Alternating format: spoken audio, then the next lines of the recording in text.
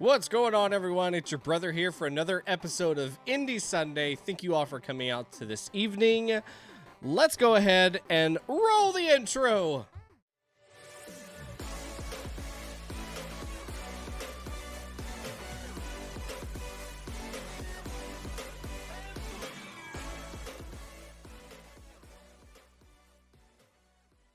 Figured we'd go ahead and start things a little quicker, a little earlier. I do want to thank everybody for coming out to the chat tonight, coming out to the channel where we play some games created during the weekly game jam. This week's theme was Infinite Staircase. So we've got 12 games that we're going to be playing through this evening. And we're going to pull up our first game here in just a second. For those of you who are new to the channel, what's up, I'm a good boy? How you doing? Thanks for coming out, my friend. I appreciate you, Yeah, and I don't know if you noticed or not, but you now have two emotes. You have the thumbs up emote, and then you also have the wah emote. And you can use those sparingly whenever you want to. As long as you are a subscriber, whether that is a Twitch Prime or that is a actual sub that you have paid out of your own pocket, you get two emotes now for Tier 1, which is kind of cool.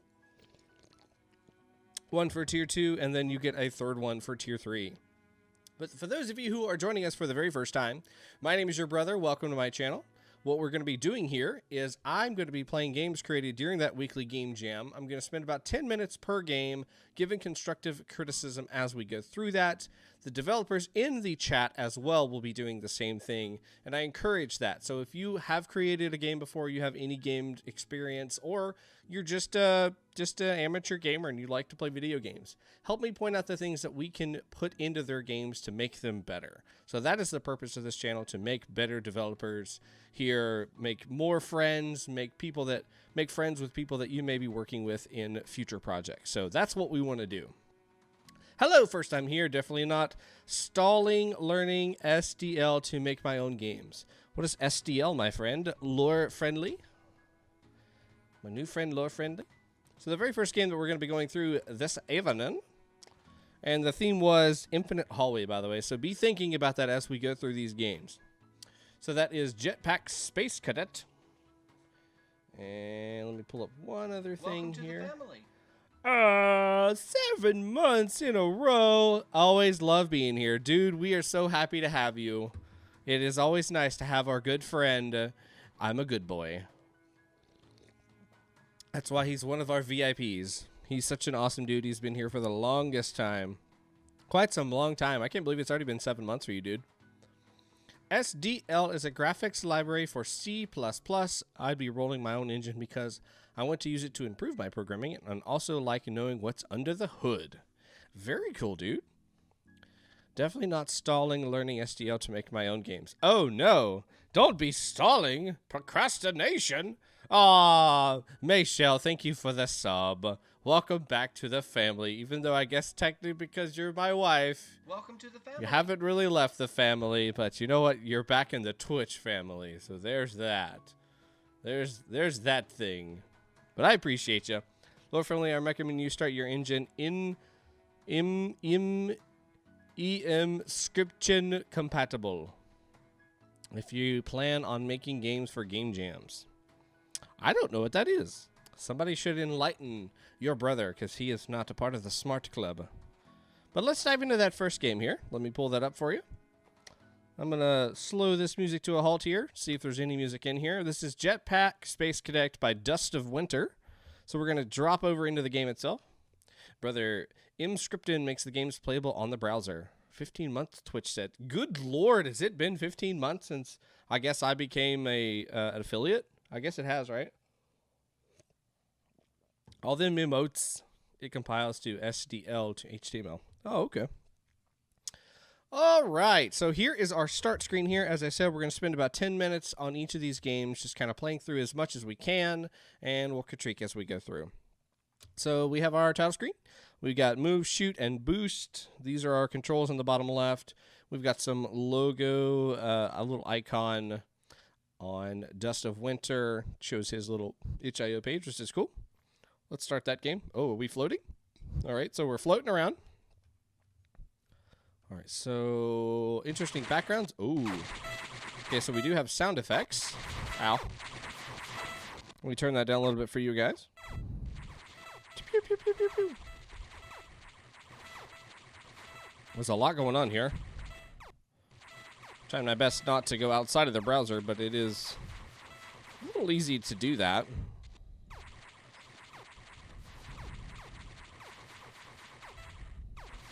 Okay, so I can kill those. So we have some static targets that are not moving in the world, and then we have some that are flying around doing whatever it is they want to.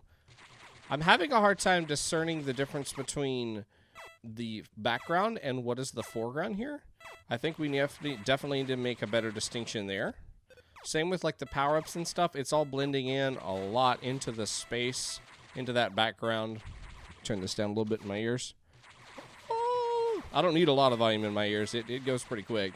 It's not a stab at the developer for what they've done. It's just these headphones are pretty good. Yeah, I feel like I'm getting blended too much into the background. I feel like that's the same with like some of the debris and stuff. It doesn't stick out as much. So I think we could probably maybe make an outline around these characters here. Oh my gosh, that's so much stuff to look at there. Help that stand out just a little bit more, a darker outline or something, so it stands out from that background. Same with these walls here. We need to be able to tell that right off the bat that these are walls that I can't really touch. Or I can touch, but I can't go past or through them, kind of thing.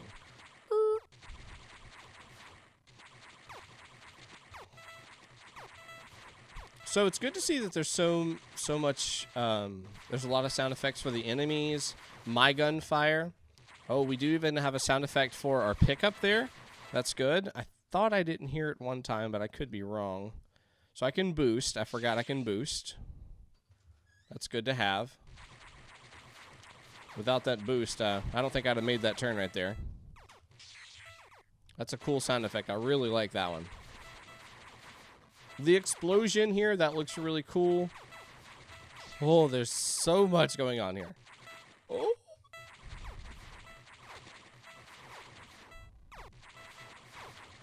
Oh, we're gonna die.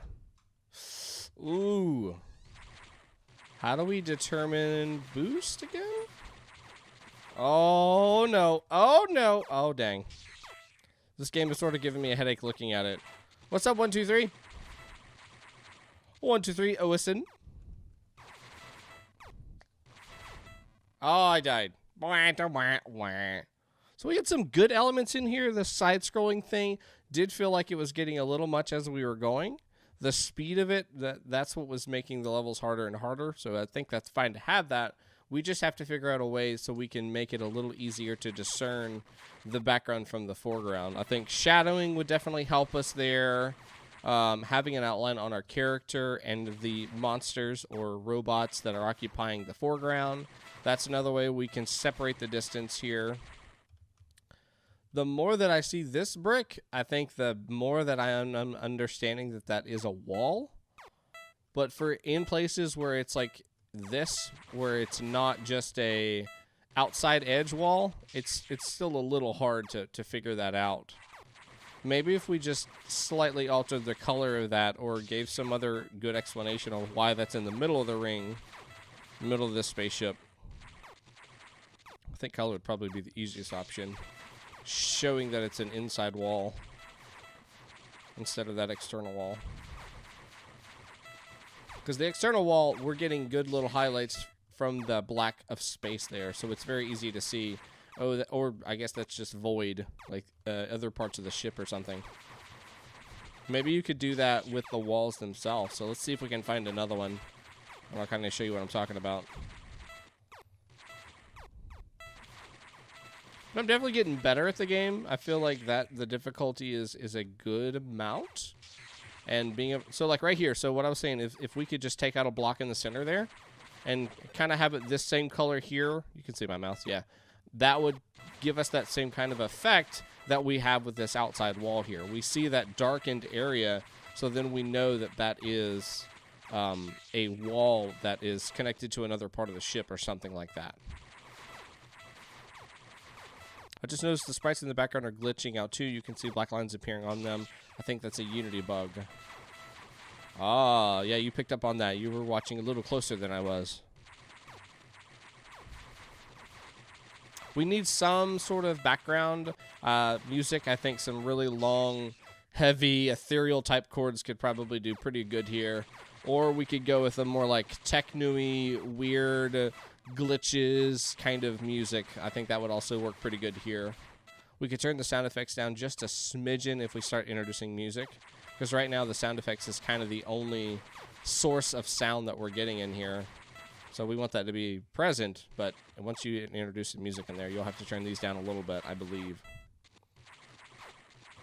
Animation for the character itself. I want some sort of animation when we fire a bullet. We don't have any sound effects for that, and it would be really nice to have something like that. Yeah, the screen is getting busier and busier. Ouch, ouch, ouch. I just noticed the explosion follows the screen's movement, so they're moving off the dying enemies. Oh, snap. At least when an enemy is against the wall, so it's not moving.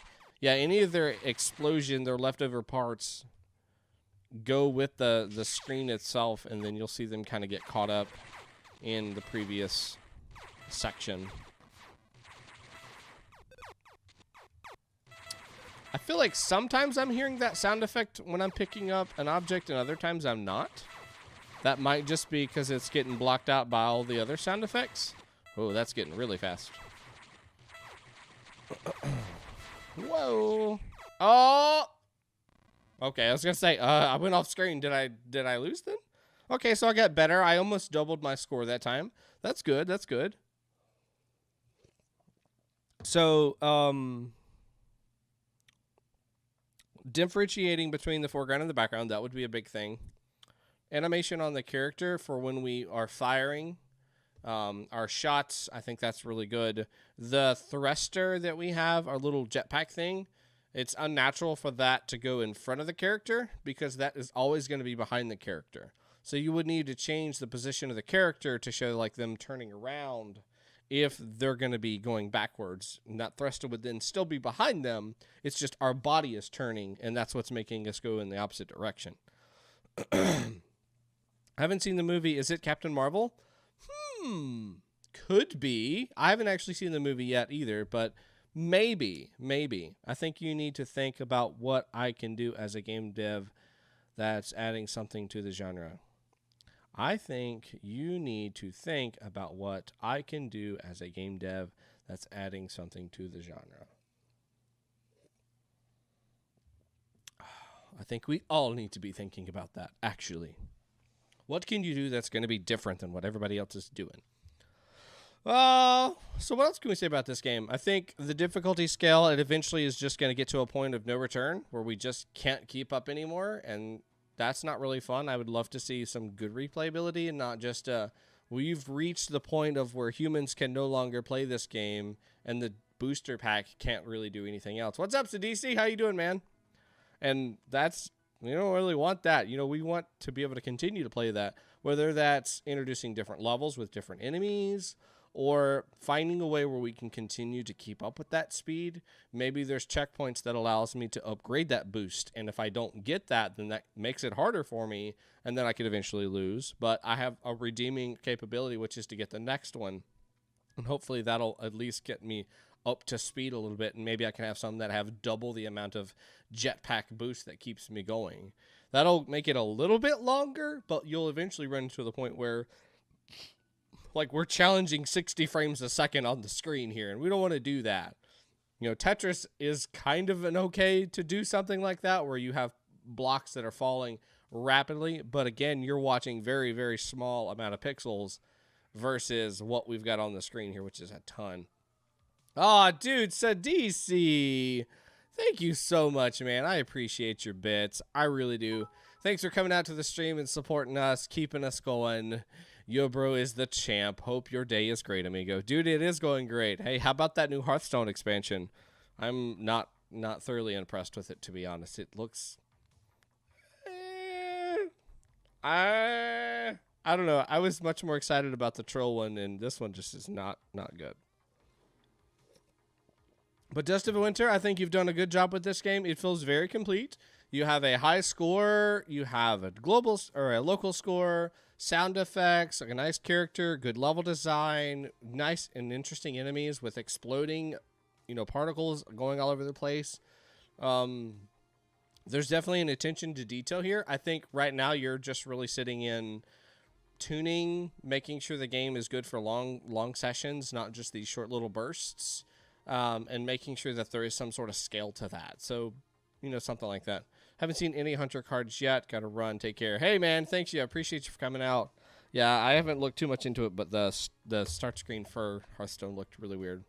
But yeah, Dust of Winter. I think you did a good job. Just work on fine-tuning this mechanic so you have some better replayability instead of there's an infinite amount of speed that this can just throw at you, and that sounds dangerously scary. All right. On to the next game. Let me paste it here. Drop.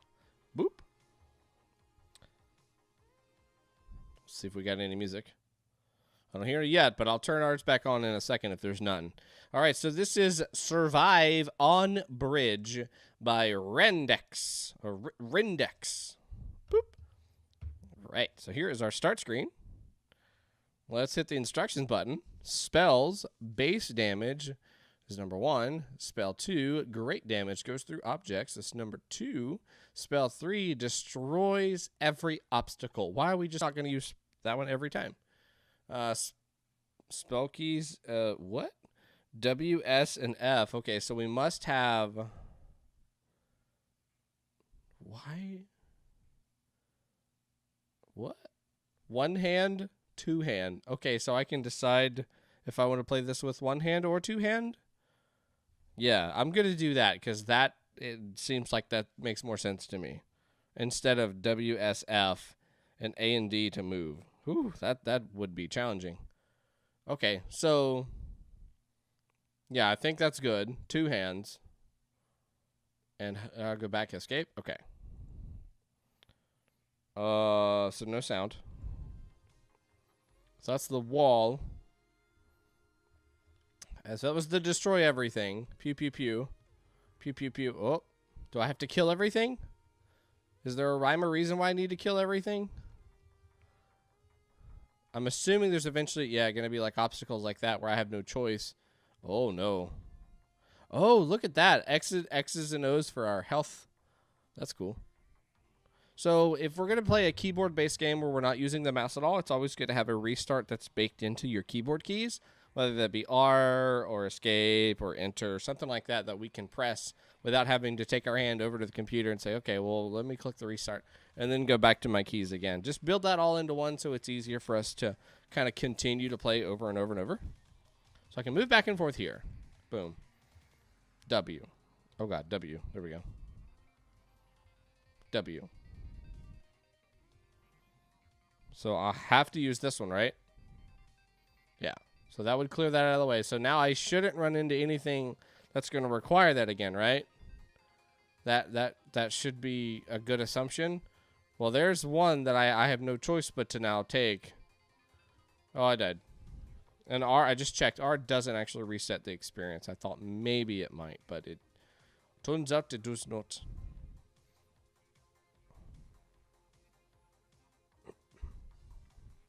You can see a little bit of a tail on that loop there, where he's got this weird like head forward nod thing. Oh God,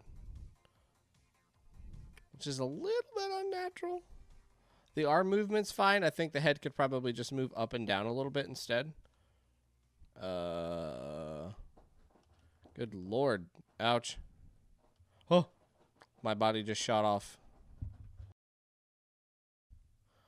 the screen, just completely off into the nowhere land. Iframe didn't actually leave you invincible. You took 2 hits, one while you were flashing. Oh no! Yeah, we can't have that. So there needs to be an updating pool of enemies that is being replenished based off of the cooldown and where we're at in that cooldown cycle. I think that's probably the concise way to explain that. Because it's not fair for us to have to take a hit when our only option is to use that spell, and that's not fair for us. If we have to use that spell or take a hit, because we're eventually just going to die just due to sheer randomness. Like right here, I have to use this. And I know in a very short amount of time, there's going to be another one that's going to come through. Oh, whoops. You're right. I am dumb. There is also space to jump. I was thinking this is infinite runner, not infinite jumper. That is total my fault. So then that buys us some time then. That definitely buys us some time until we can... I heard a noise. Until we can replenish those other abilities there. So I take back what I said then. Whoosh. Whoosh. That's a happy jump. Looks like a little happy person. So really, I don't need to fire or shoot or do anything unless I just absolutely have to. Whoosh. Woo. Make my life easy. Boom. Oh, it doesn't actually clear the bullets. I didn't catch that earlier. That kind of sucks a little bit. Ow. Owie. So, first ability is just a single attack. I can kill some of these guys with, what, 2 hits, 3 hits maybe? The second one is a clear for that lane, and the third one is a clear for all lanes. The controls that they decided to pick for this are a little bit weird, but I'm not going to really say that that's a stumbling block for us, because it may just be...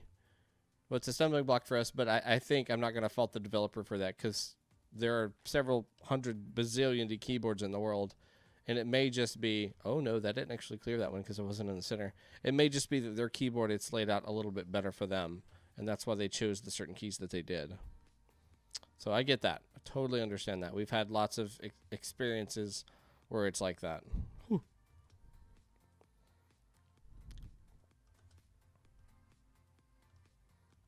Laboing?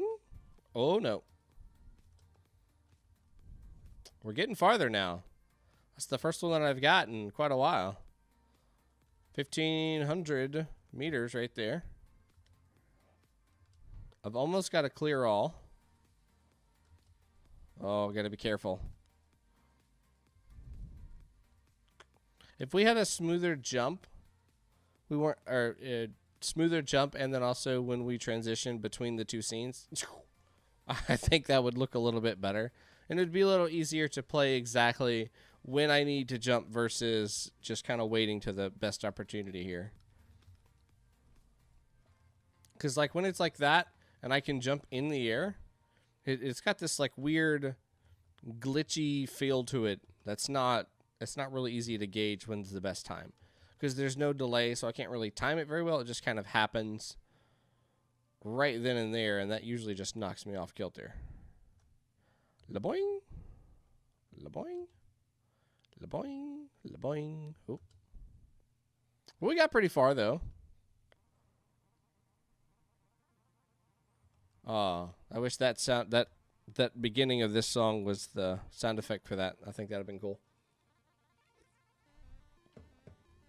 I like the little poppy in the background, the little particle effects and stuff that's going on back there. I think it's nice to have something that's kind of showing that there is progress instead of it just being, you know, we're on this plane that's just continuing to move. We assume it's moving, or maybe all these things are just traveling rapidly towards us. Who knows?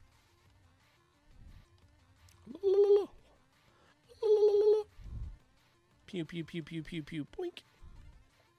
Yeah, I can't really think of anything else to say about this game. You know, it's all placeholder right now. You got the pills, you got different shapes, and just these long shapes here. These long rectangles. But, you know, the experience is there. I think just some more fine-tuning with how this character jumps, the animation behind him, and fixing the controls to make sure it's friendly for multiple sets of keyboards. And a lot of people, what they'll do in the control section, they'll alter that and say, kind of like how you had with either one hand or two hand, you know, maybe you could make that where it's a focus on what type of keyboard you're using as well. or if you want to switch some of the main character key differences between, you know, US and European, or whatever are the common demographics for your game players. The more you make games, the more you'll figure that out, for sure. But good job. I think just go back, polish your game a little bit more, get that just a little bit clearer. Ooh, and I would definitely figure out this whole laning thing, make that a smooth transition between those two lanes, and I think you'll have better accuracy on those jumps when you're having to jump between lanes. And honestly, the W doesn't really have a good use for us because we can't kill any of these things. Maybe we can kill the tiny ones. Let's see if we can actually kill those. Is that a one-hit wonder? I don't know if I'll be able to get it. No, it's not a one-hit. So those are 2 hits. So the first one really doesn't do anything for us. S would be good for lane clearing, and it does come up enough that we could use that. But it still seems like just jump itself is the better use of time, and or the better use of watching. I'm trying to figure out how to use that more accurately versus, okay, well, let me just try to kill everything in my path.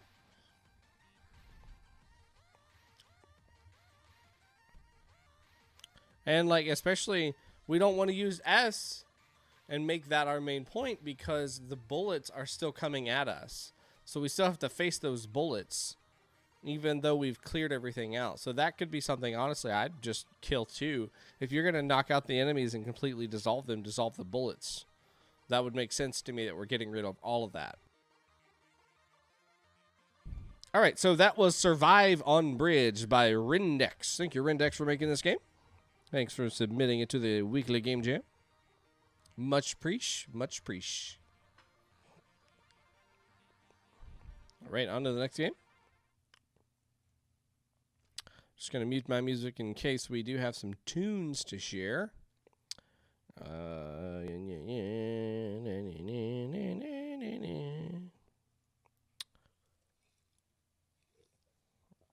See if I can select this and make it look nice in OBS.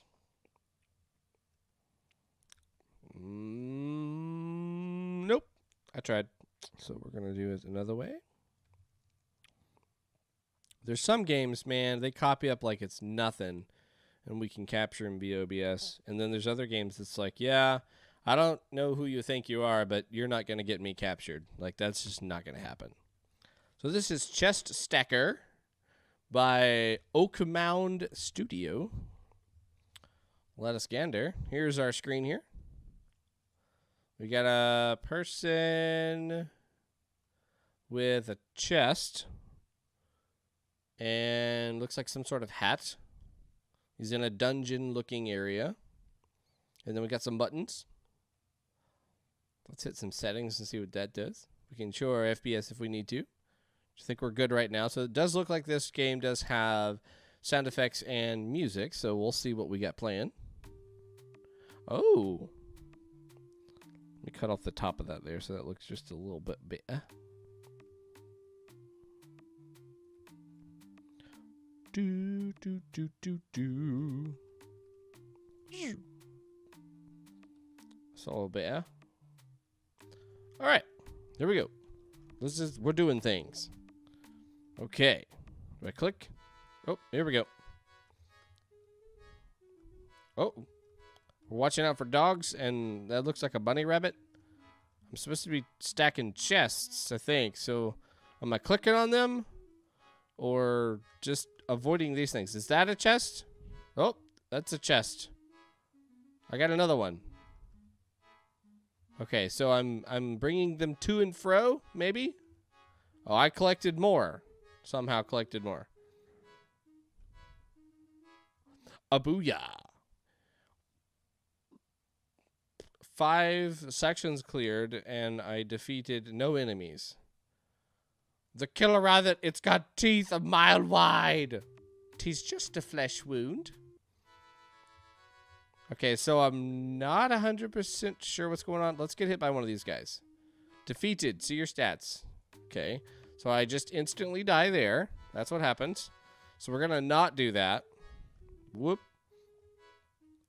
I don't have any left and right controls. It just is an infinite rana. Those look like chests that I can pick up. So I'm going to do that. But why can't I turn around after I pick those up? Am I only supposed to get what's on the field?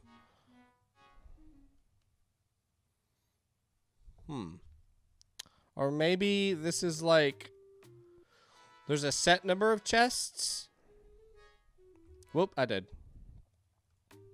In each level, so it's just randomly generating 7 chests, 2 chests, 4 chests. And I'm just trying to get those. Maybe you wait, pick up a chest later, and then grab those as you return.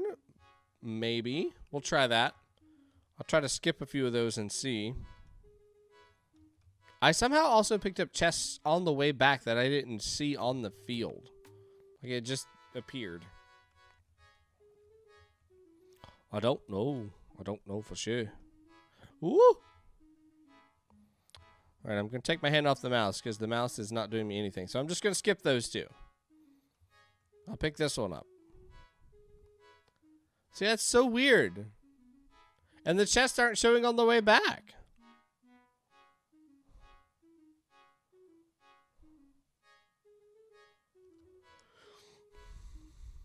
I'm very, very confused. Sections cleared 5. So it's just counting every single time that I come all the way back, right? So if I get hit by an animal, that should still be 5. That says 1. Okay, so maybe sections cleared are represented by the changing of the background, right? Because isn't that changing, or the ground is as well? Is there buttons I can press or something? Can I click them? I can't click them.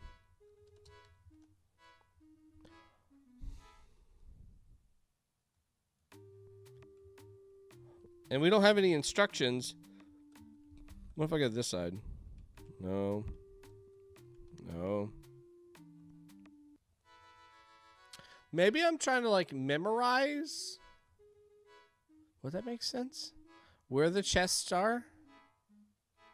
And that would explain why I was able to pick up some of those after they had already disappeared. So like this is a change in section. So like the colors have changed.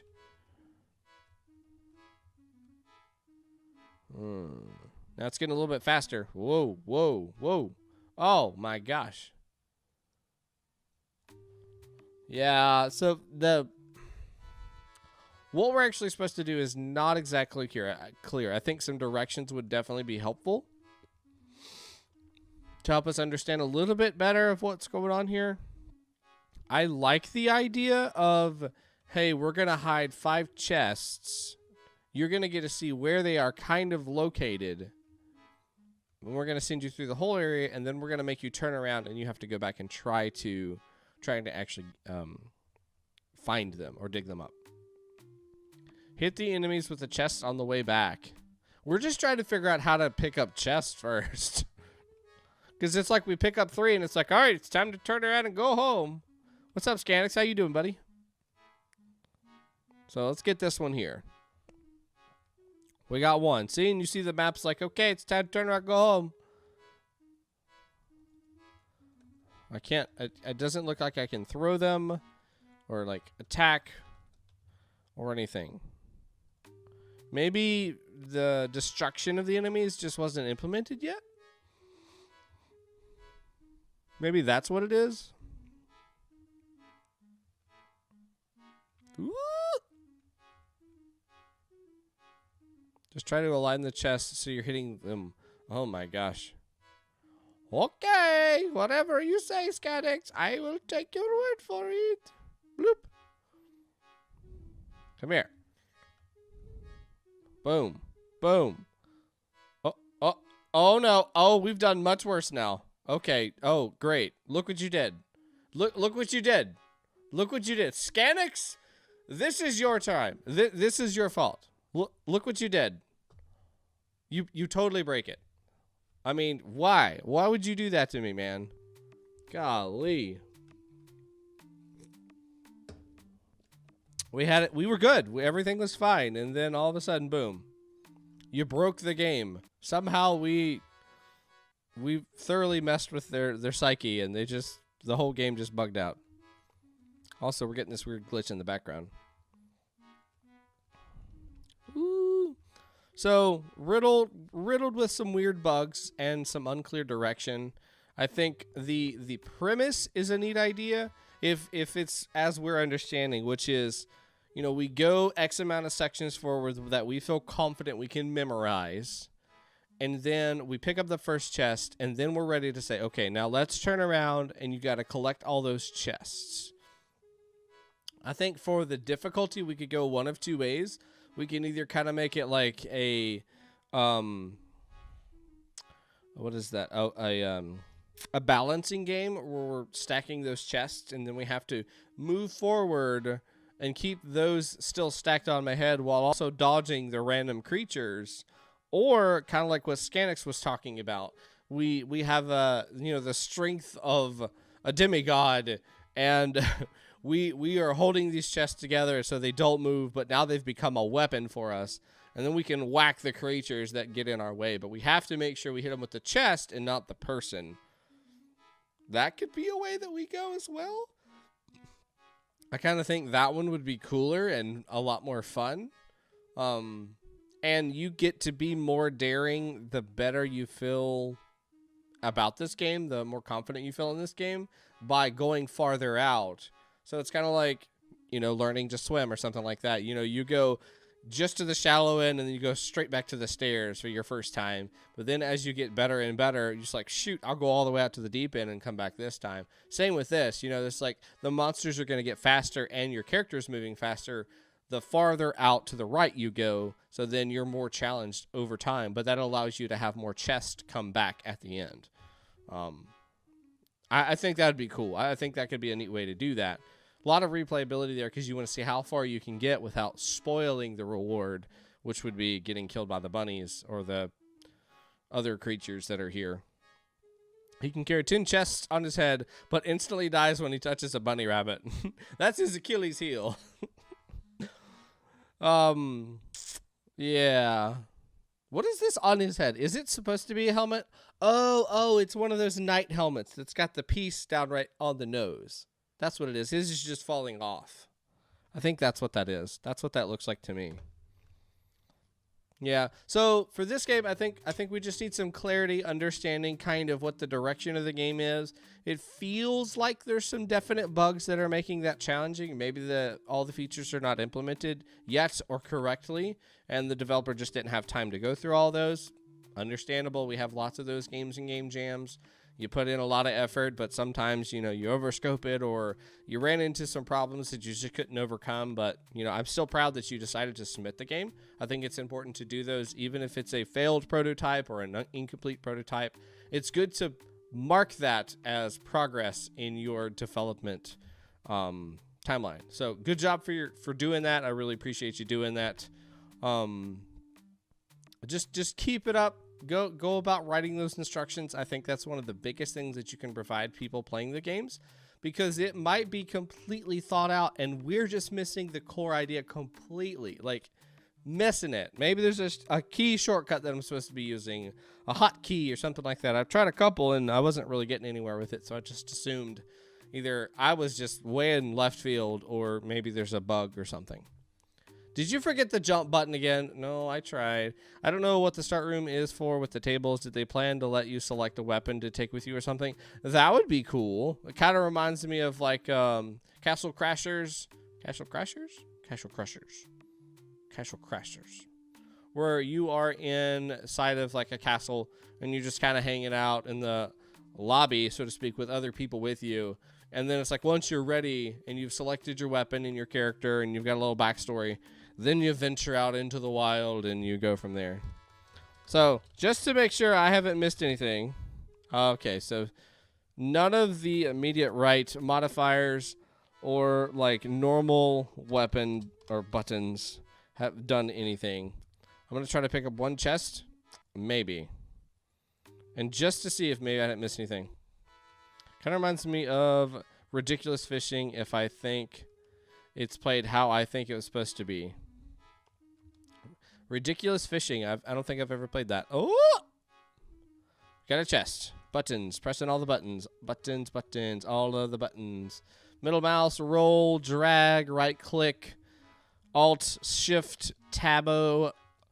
Nothing. I don't have any control there. So maybe we're just missing it. I don't know. I didn't miss the jump button this time. I swear. I done sweared. Y'all heard it here first. I sweared. All right. Thank you so much, OakmoundStudio, for making that game. That was Chest Stacker. We'd love to have you come on the chit chat to talk about your game here. Give us some instructions. We like instructions, so we don't look like fools. Well, I already look like a fool. I mean, I am sitting in front of a green screen, talking into the interwebs. So I guess I'm a little bit foolish. Just a midget. But I guess there's people who showed up, so. All right, next game on our list is called Mute That. Your screen doesn't look green to me. Man, what would happen if I just turned off the green screen right now? Or the filter? Boy, that would be weird.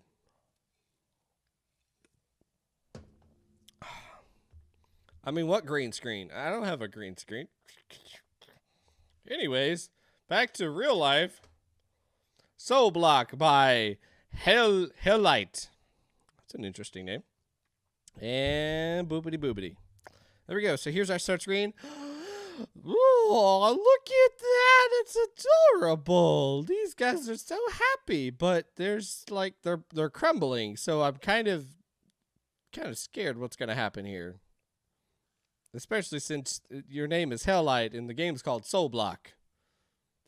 All right, let's take a look. Oh no. Oh, what is? How do I? What? Oh no. Okay. Oh, we died. Got some good tunes to it. I like that guy. He's cool. Ooh. All right. Controls. So I can go left and right and straight. Ah, so we're slowly building the world around us, it looks like. Oh, okay. So we have to kind of time where we're going to be to make sure we actually are able to get on the platform. Is that a correct? Oh, no. Ah! That's cool. So it's a platformer that's building as you go. That you really don't have any control over, then you just hoping that you can get out there in time. You can click on the platforms to rotate them. Ooh. What's up, pale girl? A 99-0? Oh, it's like Tetris. Oh no. Oh no. Oh no. Oh no. I died. Okay, well that's even cooler then. I like it.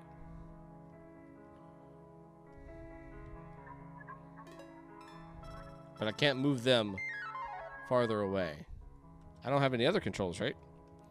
Just left and right and forward and not backwards. Oh, dang it.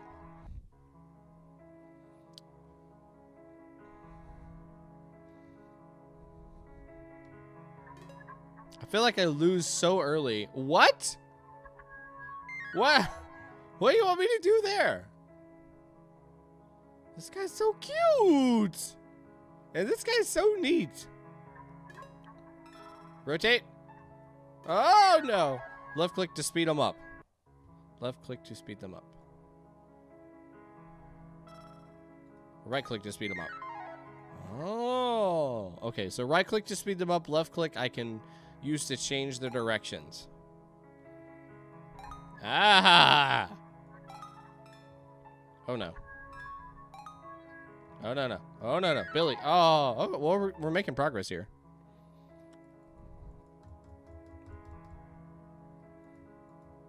Ah! Okay, so I would say we need to classify these as two different zones here. And we need to be able to accept input. Oh, man. Let me get my train of thought. Oh, no! Why did that stop right there? So, two different input areas. We have the character, which we're giving them input with WASD, traditional. And then I would like to like slant the screen. So say like from here down to that corner, whatever the play area is going to actually be for these platforms to come in, I need to be able to click anywhere over here, left click, and that rotate the next piece, and then right click anywhere in that area to make that piece come down towards me quicker. That lets me focus more on controlling my character while using my peripheral vision to focus on the placement of those next blocks. Now, what I'm not sure is, why did this gap happen here? What caused that gap to trigger? Was that something that I did, or was that something that was a bug or something like that? There is sometimes where there is more than one piece, but I'm losing a lot of potential by having to try to, oh crud, while trying to move around on these tiny pieces and these other ones coming down. And if you think about it from like Tetris's perspective, you're never dropping more than one piece, and that's a freaking fast game. What am I going to do there? And I always move forward, so I'm kind of stuck. Oh, I love this idea, though. I really like this idea. Oh, no. Dang it. The cross makes death move backwards a bit. What does the bubble do? Give me points? I don't know if it does more than that. Oh, this is so cool. Let's see what that does. Does it make me a little bit faster?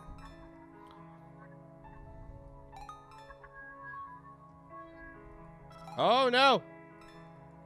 Oh, no. Oh, no. Dang it.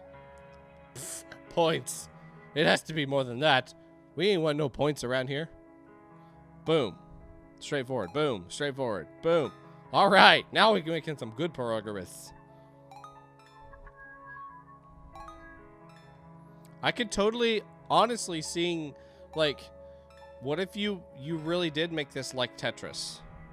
Like, that would be really cool, right? If you use the Tetris blocks to be your building blocks for this.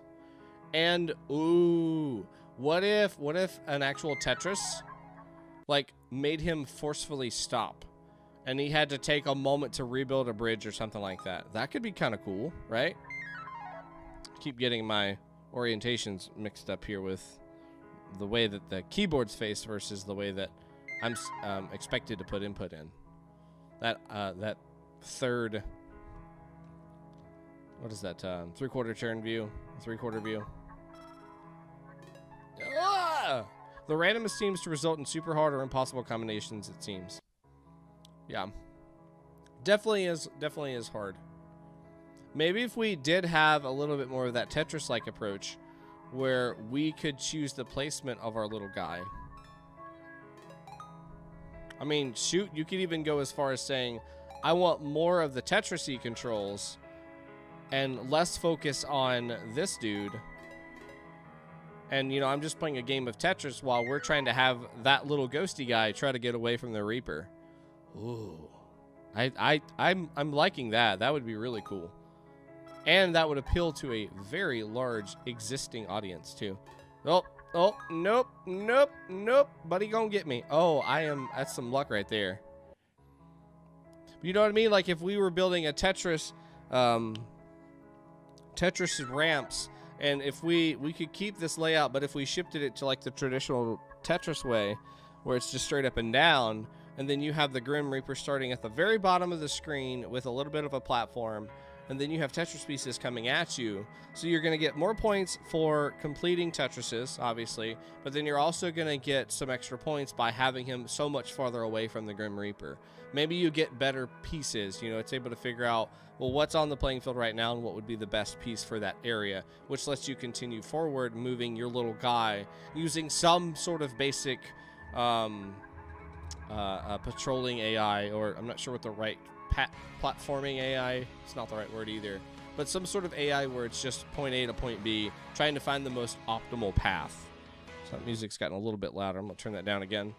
But I'm loving this idea that we've kind of got going on here, where we're chased and we're trying to build the platform as we're going. Ooh, yes. Ooh, yes.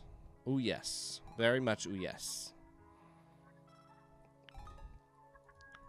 Like, what happened here? Who did I make mad to let that happen? What did... They were like, nope, you're not gonna make it. You gonna die, little soul. But, yeah. Add a middle button to stop platforms and space to jump so it becomes possible but only playable by superhumans. Ooh. That'd be cool. Like, even though the platforms that you lay down aren't that good, you still can jump into platforming mode and then try to make your way through it. That'd be kind of cool.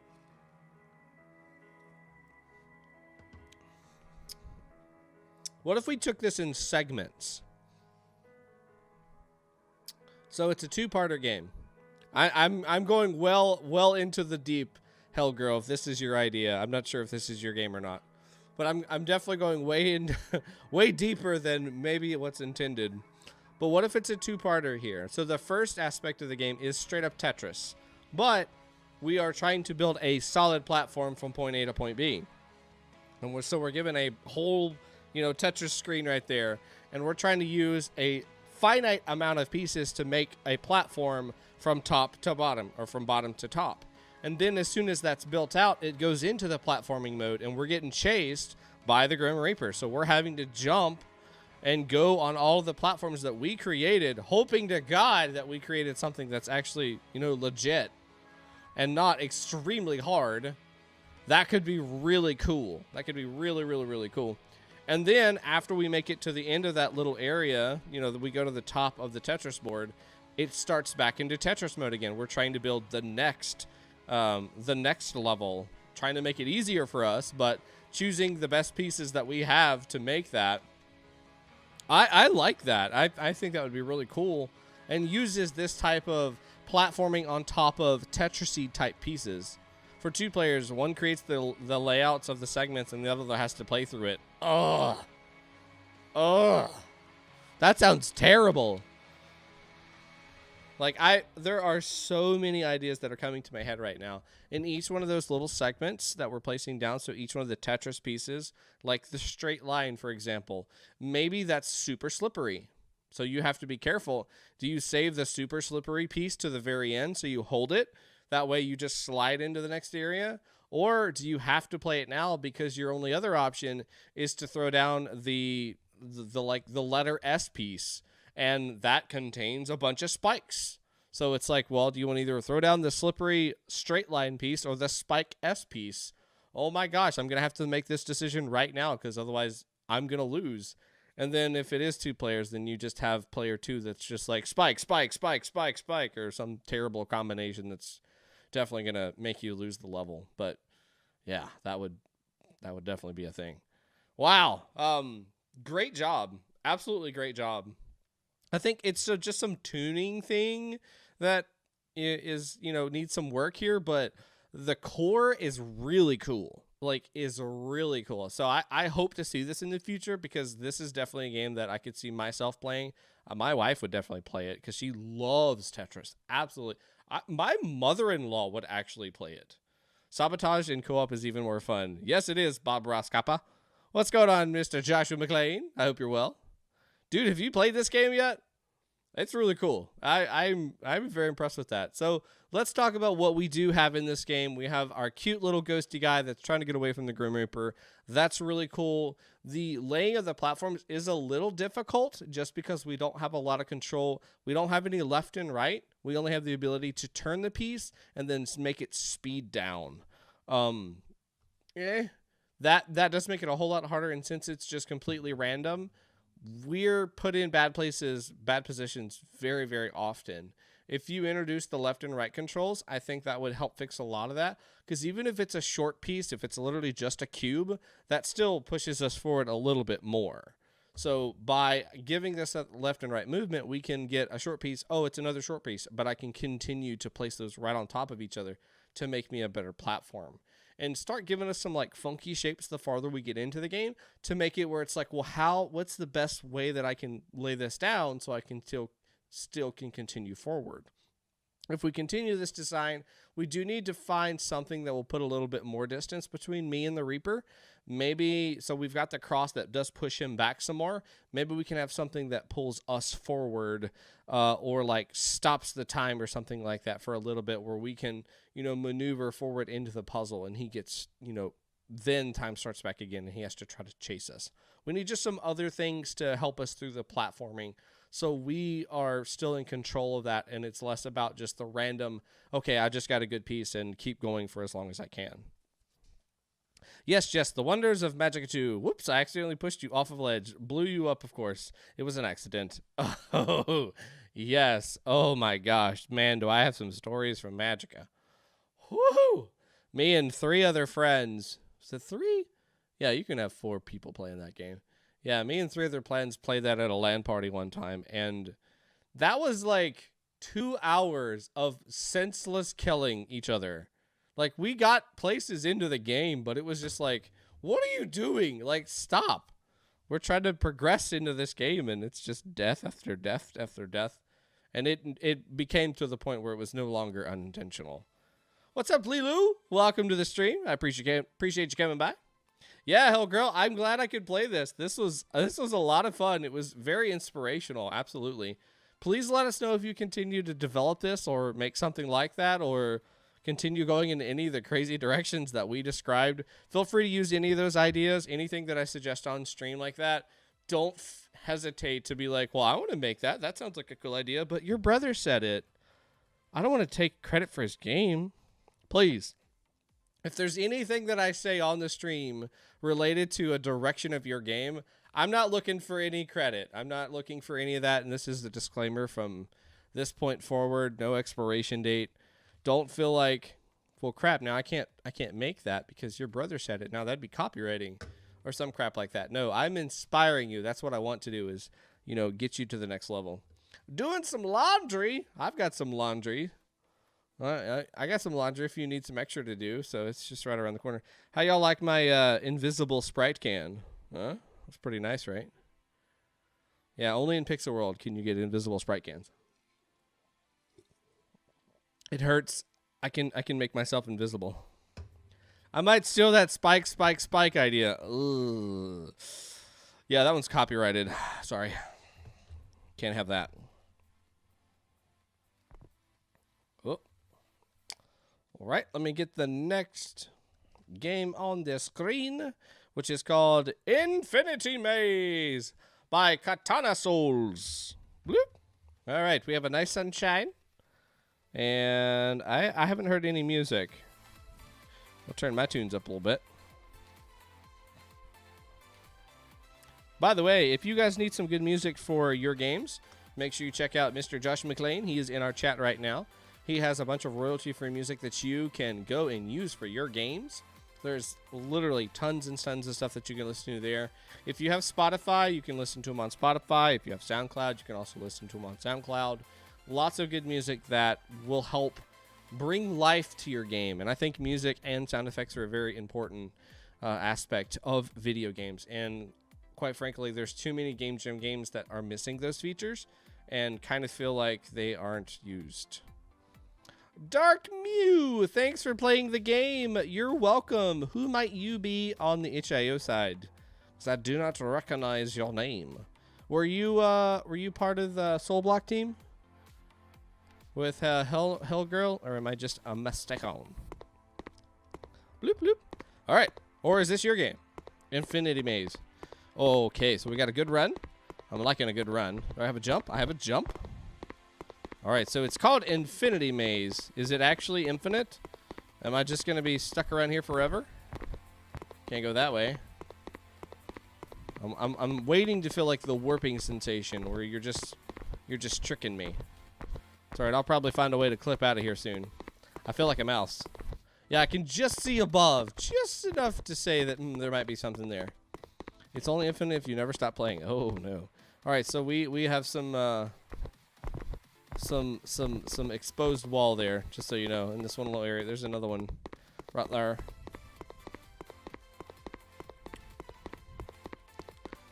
Is this going to be like Lost Woods? There's a secret to the madness. It's all about how you're going about it. You just need to keep going through. Oh no. Oh no. I done got turned around, I think. I'm not 100% sure. It's like you feel like you're getting close and then, well, blammo, you're, oh, I found it. Just kidding. Oh. Wow, a new follower. Hey, hell girl. Thank you for the follow. Helping us get ever closer to that 700. We'll get 700, maybe, probably never. No, I'd say probably April. Late April. Definitely if we do another crazy 12-hour stream. Oh, hey, there it is. So I'm assuming this is just going to be throwing me back into the same maze every single time. Because I'm pretty sure it's the same. Intriguing. Crazy 12-hour stream. Intrigued. Josh, you're always intrigued by this. I don't know if it's my stupidity for doing them every time somebody buys another 12-hour stream, or if it's just my sheer willpower to not lose my mind on stream. Or just trying to get me to play Mega Man again or something. Trying to hope that I might accidentally stumble upon Mega Man, like I'm just scrolling through my programs, being all like, what to do? What am I going to play next? Oh no, Mega Man 11. Help! I don't want to die. Dark Mew, thank you for the follow. Wow, a new follower. Preach, everybody. So it definitely is infinite. It's called Infinite Hallway is the theme here. So I'm feeling infinite space ampersand space hallway, but I'm not feeling infinite hallway. It is definitely infinite hallways. Maybe that was the theme. I'd rather you play the messenger. Need someone to race. Yeah, that's racing wise. You've got way too much on me for that one. I've seen you already play that game. Boom. So I think the music we have chosen for this, which is number 4, by the way, by Vince Piersman. It's a great track. It's creating some mystery here. Me trying to understand why I'm just running around infinitely. So what do we do? I think to add just a little bit more to this game here, I'm fine with us just kind of warping back into the world every single time. That's totally fine. This could be a way to like relax. Maybe this is a form of meditation, a very weird meditation where, you know, you're trying to go through all those compartments in your mind and you're trying to find ways to, you know, address those issues instead of just being caught up in them all the time. And this is a way that you do that just by playing this game, doing your own thing. But I think to add to that idea of this just, you know, trying to work on yourself and address these issues is we do need to find something in each one of these areas before we're allowed to warp out. So think of cheese would be a good suggestion here. Not actual cheese, but some sort of cheese that we can have in this world that we're looking for. And then after we have found that, then we go to the portal and that allows us to warp out. I think that's definitely something that could be used in this game to help us create a little more sense of completion, a little more sense of I'm doing something relevant, or not relevant, but important, instead of I'm just looking for the next portal. And then when we warp into the next world, boom, now we add cheese again into another place. We just move the cheese, if you will. Oh no, I've been confused.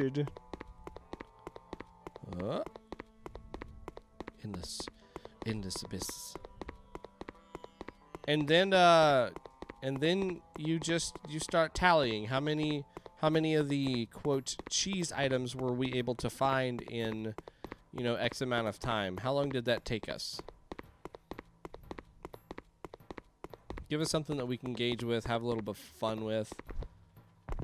And then we're not really looking for necessarily a high score, if you will, because I kind of imagine this more of like a meditative kind of game, so you're not looking to best yourself.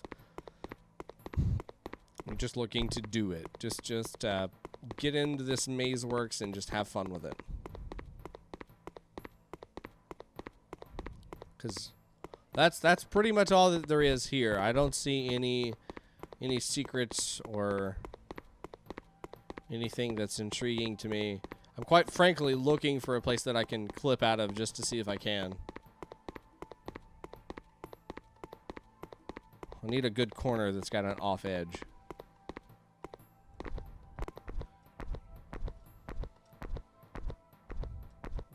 Nope.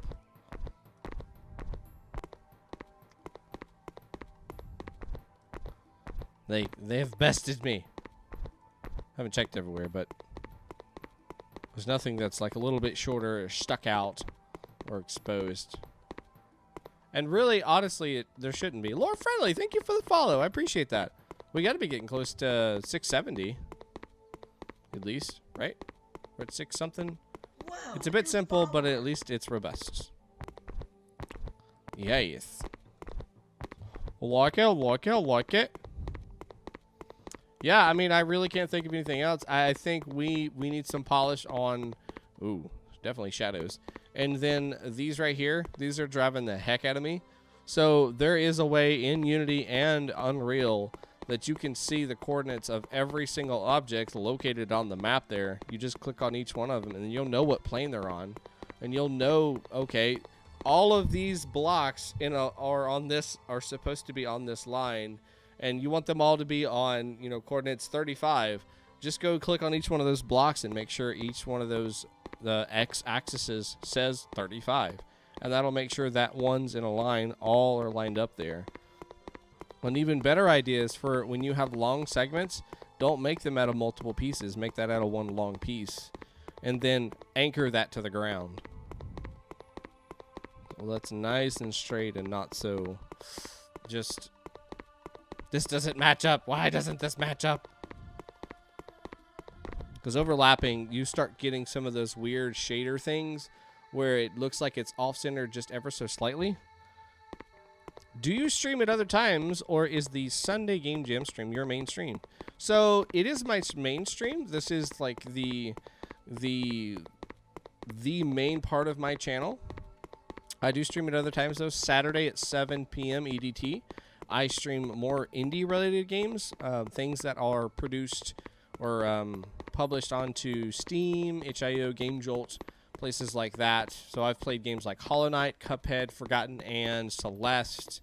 We're getting ready to start either Just Shapes and Beats or, gosh, what was another game I've seen online? I had somebody else ask about it in the chat. Yeah, Baba Is You. That one looks fun. That one looks like a lot of fun. A lot of people are playing it too.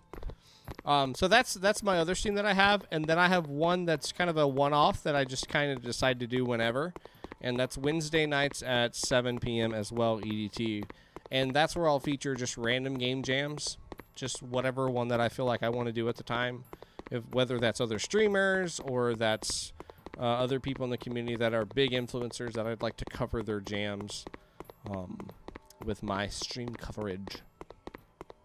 And then once in a blue moon, not really blue moon anymore, I'll do a 12-hour stream, and those usually occur on Saturdays. Unless I decide to start taking off work for those 12 hours. Watched both games. They're both good. Saw Baba Is You on GDQ Hotfix. Really interesting puzzle game. Looks like a lot of fun. Yeah, looks like a lot of fun. I'm excited for the challenge of Just Shapes and Beats. That one looks a lot of fun. And I've not completely decided on this yet, but I might open that up to have some people in chat play if that's the game that I decide to play. So we'll do some co-op on there and have some fun with it, because that could be pretty crazy, I believe. I don't know if it has online co-op, but I've got some pretty cool tools that I can make local co-op become online co-op with very, very low latency. So it's pretty cool. I've been excited to do this for a while now, and maybe that'll be the opportunity that I can actually do that. All right, so that's about all the time I'm going to spend on this game. I've literally just been aimlessly wandering around clicking those orbs, and it's relaxing. I mean, if you had some good music in the background of this, I could see somebody just really wanting to get away. And like I said, just kind of like You think of meditation as being like idle and just kind of sitting down, not really doing or thinking. Not movement. There's no movement really. But this is like moving around. This is going around doing stuff. But it's still kind of relaxing to me. My fiance says it's anxiety inducing and not relaxing. Oh, don't think about the end as what the journey is about. Think about the journey is what the journey is about. Your Brother, 2019. Yeah, that's what I think about this game. So this is Infinity Maze by Katanasouls. Thank you for making this. We just need a little bit more substance in each of the worlds, whether that's we're collecting cheese, maybe we're making music patterns. We're building a chord, a complex chord, more complex chords. As we go along, that could be a neat thing to do. And you just have to listen to the ringing of that chord until you find all the pieces of that chord. And then you go to the next level and you create a more complex chord until it's just like, you just can't stand it anymore. Or maybe you could make a song out of it. You know, you're collecting chords, total chords, like in a complete chord. And then as you are going through this experience, you know, you're getting a more resolved bit of music each time. That could be another way that you could do that. Lots of different things where I could see this infinity maze thing just kind of letting it be infinity without it being like, oh, God, why? What's the point of this? I don't understand. Why is it just infinite? That's not fun. You know, we want to have some sort of constructive purpose behind it, even if the gameplay itself is like an infinite runner. But good job. All right. Let us see what is next. Bloop. All right. We got a little bit of Pico de Gallo. This is Infinite Hallways Jam Submission by White Lotus PA. I'm having cream of wheat with maple syrup and it is good. Just thought you'd want to know. I'm going to be that guy. I've never had cream of wheat, but cream of wheat with maple syrup sounds kind of interesting to me. I'm that guy.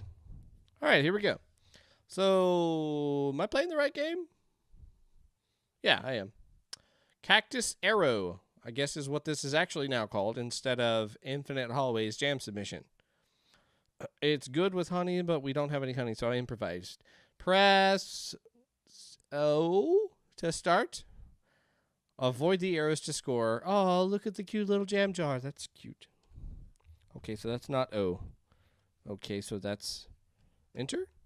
Continue. Oh, it's just arrow. Okay. All right, here we go. Z, X, and arrow keys. So that's just all about timing right there.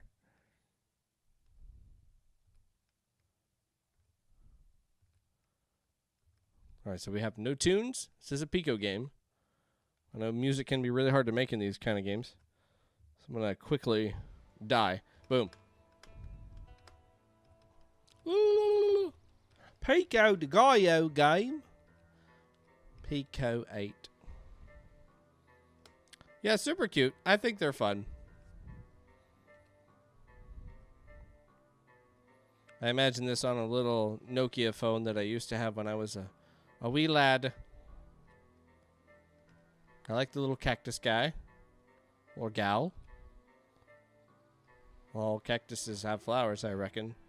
So it could be either.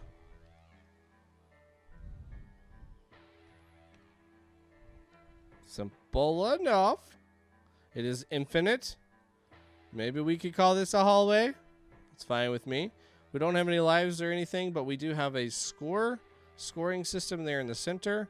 And I believe it's just counting how many arrows have gone by and then adding whatever that predefined amount is to the score. How would you define a hallway? I don't know. I guess that would be a long stretch of room, usually leading to multiple different rooms. Would be how I would define a hallway. Because for a hallway to exist, you have to have at least a door and then one other room, right? What, right? I mean, at least one other room in that hallway to be classified as a hallway.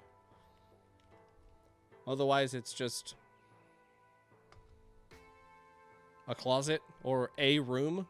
Like if it only has one door, that would just be defined as a long room, right?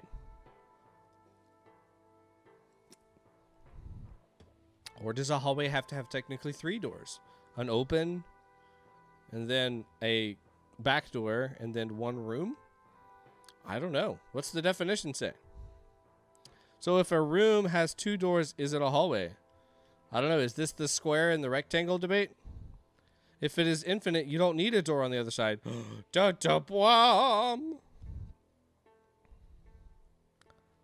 So does that mean that all... I have to think about this. Dang it. So a room could be a hallway, but a hallway might not always be a room. Is that right? Am I thinking about that right? Streamer brain. I can't put lots of thoughts together right now. You guys are challenging me too much right now. God.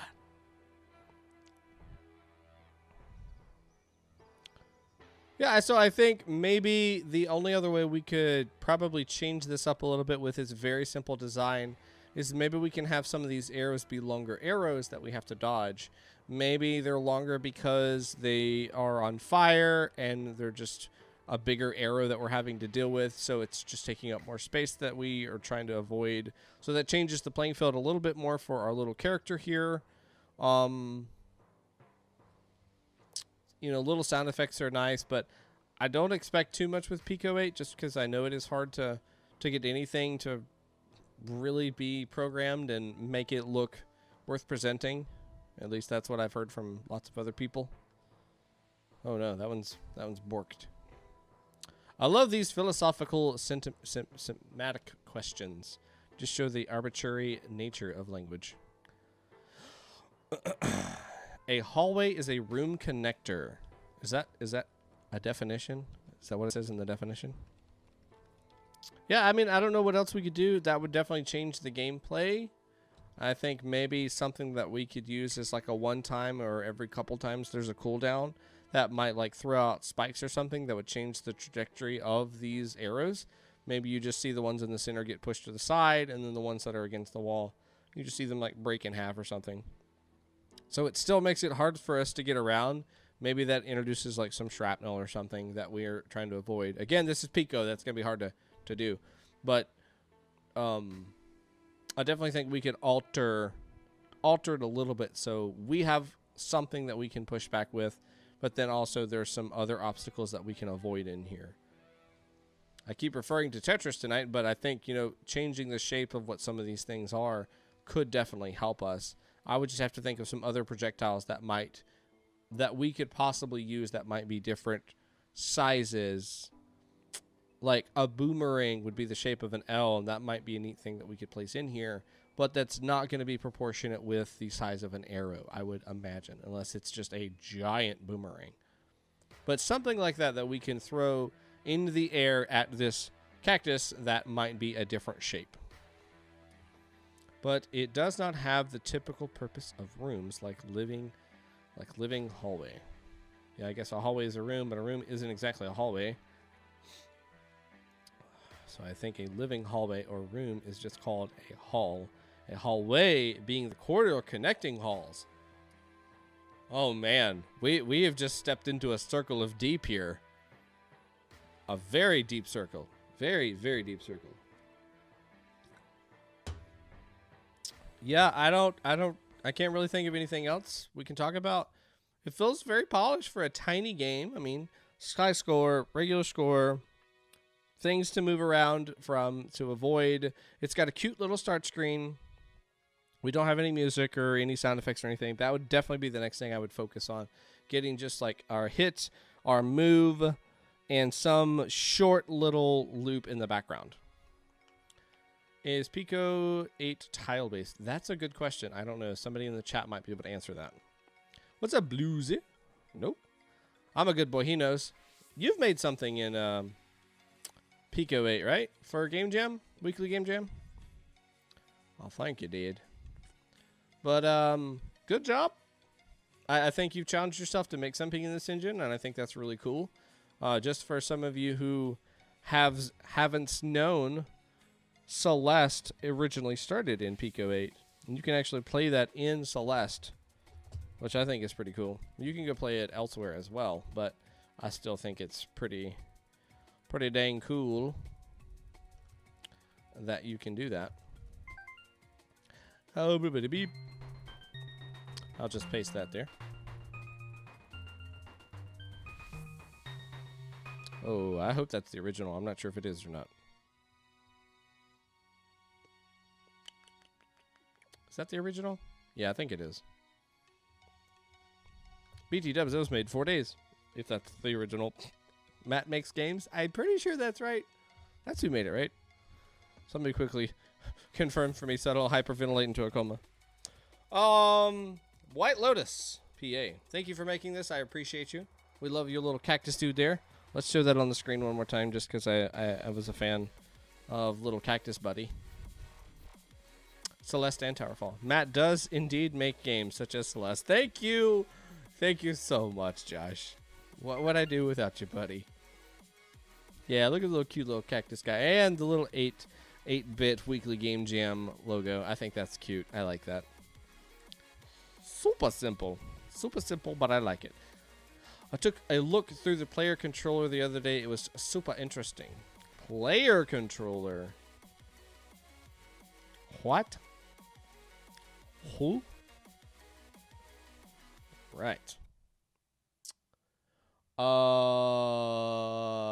you kidding me? Oh no. La. Testing. All right, so let me show you guys what I'm doing. All right, so here's our next game. It's called by I'm a Good Boy. All right, so let's see. I should be seeing something here, right? Requires a bit of setup. I should be seeing something here, right? So should this be doing something? Press escape. Escape. Okay, I pressed escape. Now what do I do? I have 2 mics, so it should pick up one of them. Open again. I opened again. It's open. If you like to change input, press escape and restart the game. I have another mic. Let me just see if I can grab that one. I always stream with 2 mics just in case I do something crazy or there's an update to OBS. Oh, so that's my different mic inputs. Oh. Escape. I have 4 mics? What do I have 4 mics from? Oh, well, I've got this mic. Test. Hello? Ah! Let me turn down this mic so it doesn't kill you guys. Ah! Okay. Okay, so it's open now. This game is made to be played with a microphone. All right, so let me size the screen so it looks right to you guys. This is going to be fun. I'm very excited. I have 1 mic. Mine says 2 out of 1. All right, so boom, there's full transition. I only survived 11 seconds. This is something you can beat me at. Well, I'm a bit winded, so that's probably true.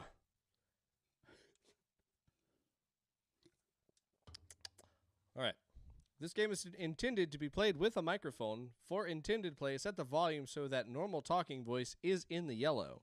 So I'm adjusting this right here until that's in the yellow and stays in the yellow for the most of the time. La la la la la. Testing 1 2 3. So maybe about midway it seems to be staying into the yellow for the most part. So if I'm actually cycling through the inputs, I'm just going to be pressing escape to go through. Okay, so that's kind of a weird way to do that. I really wasn't expecting that.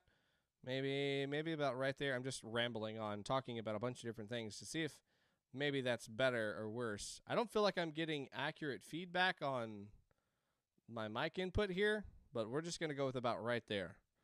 Let's see how we go. I only survived 11 seconds. This is something you can beat me at. Okay. I'm kind of terrified. Not going to lie. Not going to lie. Oh, yes. Everybody loves that. How'd you play? Alternate left and right air keys while screaming to survive. Oh my god, that's awesome. Ah! Okay, so let me turn down my audio just a little bit so you guys don't go nuts about hearing me. Ah! I don't know if my wife's here or not. Michelle, if you're here, it's okay that I'm screaming bloody murder. You don't have to come save me. I'm just playing a video game. So you know. I know why it's doing that. You can't hear me talk at all? That's probably good. Can you hear me now? How about now? This is what it's like to do sound work. Just a bunch of screaming and hollering. Can you hear me now? Before I start, I want to at least make sure you can hear me screaming, but it's going to get pretty loud, I believe, so. All right. I'm terrified. Is there sound to this game? Ah! Ah! I died. Why did I die so quick?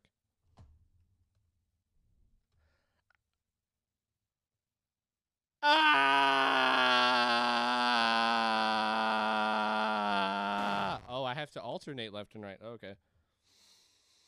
I gotta alternate left and right. Here we go.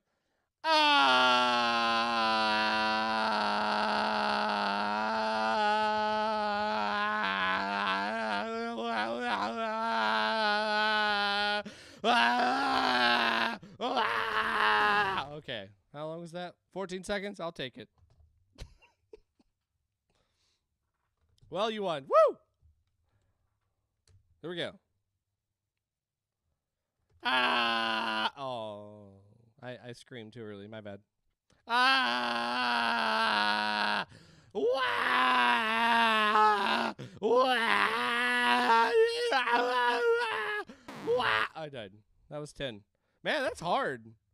I'm a good boy. What's your top score? Also, I want to hear what everybody else at your entire house was thinking when you were deving this game.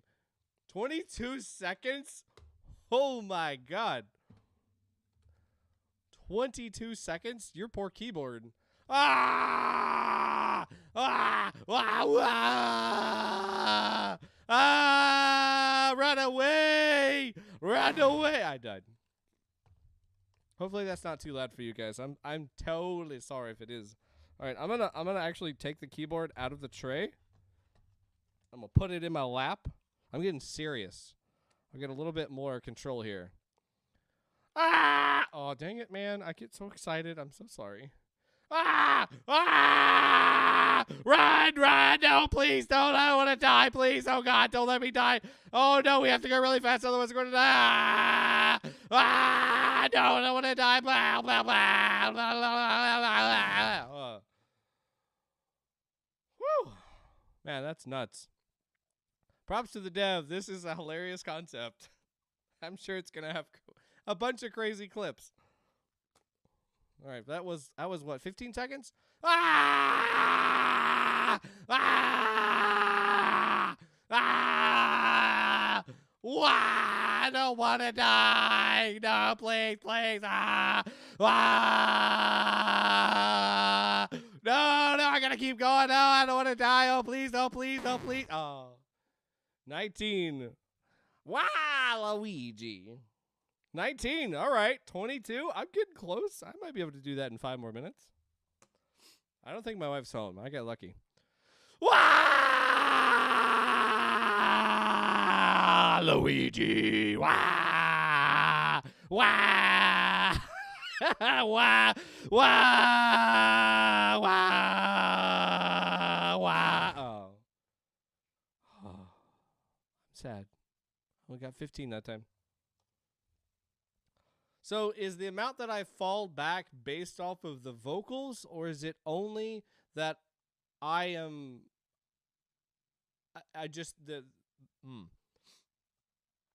Let me think about how I need to say this. So I think there's 2 limiting factors: is if I stop, I fall back, and then if I slow down on alternating left and right, I fall back. Good boy has tuned you into a typical streamer. Has turned you into a typical streamer. Oh no. Oh no. I'm just a bunch of rage quitting and screaming. Oh, I thought I was different. Oh, man. Oh, well, let's keep playing. Dang it. Wah! Wah! Wah! Wah! Wah! Wah!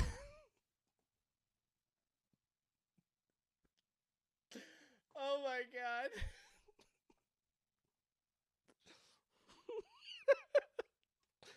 Oh man, I can't wait. I'm honestly gonna go back and watch this. I'm so excited. Ah! Ah!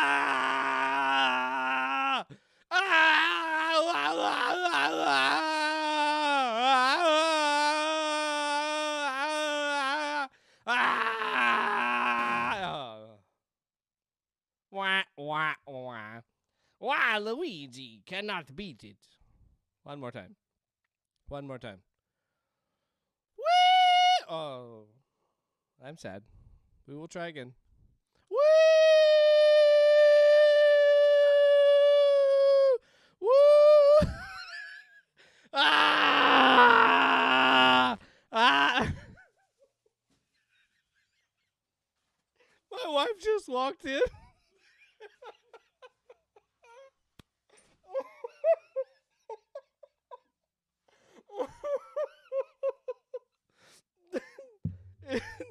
It's a game where you have to scream and alternate left and right on the keyboard to beat it.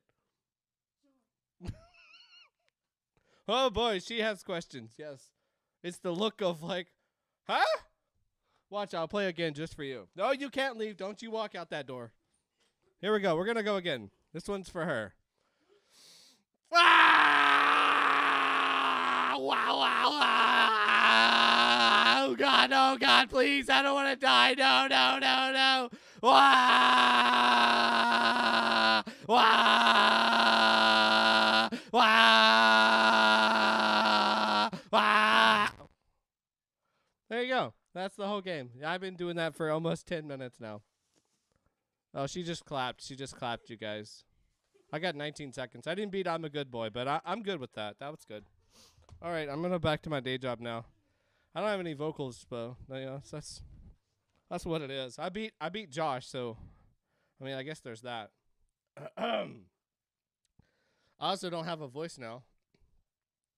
And so, your brother's wife realizes the slow descent into madness is accelerating. Yeah, she agrees. She agrees. All right, so let's throw some tunes back on here. And my voice is gone too, yeah. Well, let's talk about this. So, you've got Wander Song. You've got games like this. There's another one that I actually saw Markiplier play. And it was funny. It was that same kind of thing. You had to scream in order to activate platforms and stuff. And I thought that was pretty cool. It was a neat, funny kind of game to watch somebody else play for sure. I was smart. I only did it once. Yeah, no worries. I'm here for the experience. And it's priceless to watch your wife walk in and watch you screaming. Animation was really cute on these characters. I loved that. The fact that it wasn't just the screaming that made me slow down. It was the alternating of the keys. I thought that was kind of cool. Definitely a change.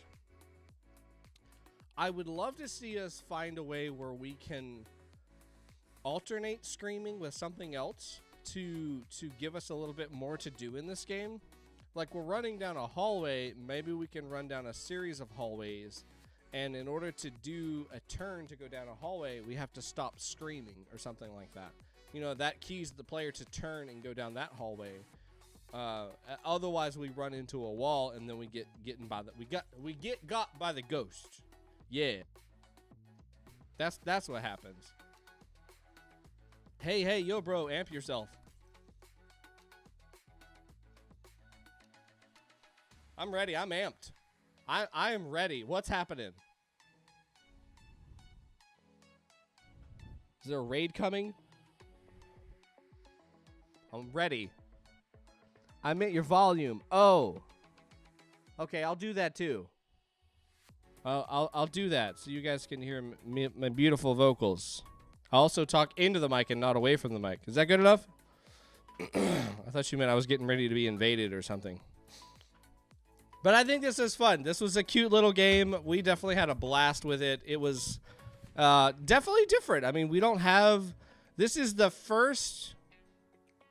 very first vocal game that I've played from a game jam. From, like, ones that I have covered. This is the first for sure. So kudos for pursuing that medium so we can give that a try on stream. That was a lot of fun. I'm kind of wondering what mic it was actually picking up. If it was picking up this one or the mic on my camera. I have a mic here. It wasn't picking up this one because it's not actually on. I don't ever use this mic. It's honestly in the way. I'm eventually going to get rid of these and go different directions because, I don't know, it's too much real estate. Too much real estate if you ask me. So what do you guys think? What's it going to be like when I look like this? And I'm not wearing headphones at all. And I just have like in-ears. Dude. Hey. We're done screaming. That part of the stream is over. Gosh. But yeah, so that's plans for the futures because I eventually just want to get rid of these. I like having wireless headphones, but wireless with a mic and all of these extra noises and stuff that come along with that, I could do without. Yeah, I have ears, for those of you who didn't know. I also have a head underneath this hat, and I think only like 2 people on this stream has ever seen that. We're going to keep it like that for as long as I can. No. You like the headphones? I don't know, man. I just can't. It's so much real estate. I'd love to get back.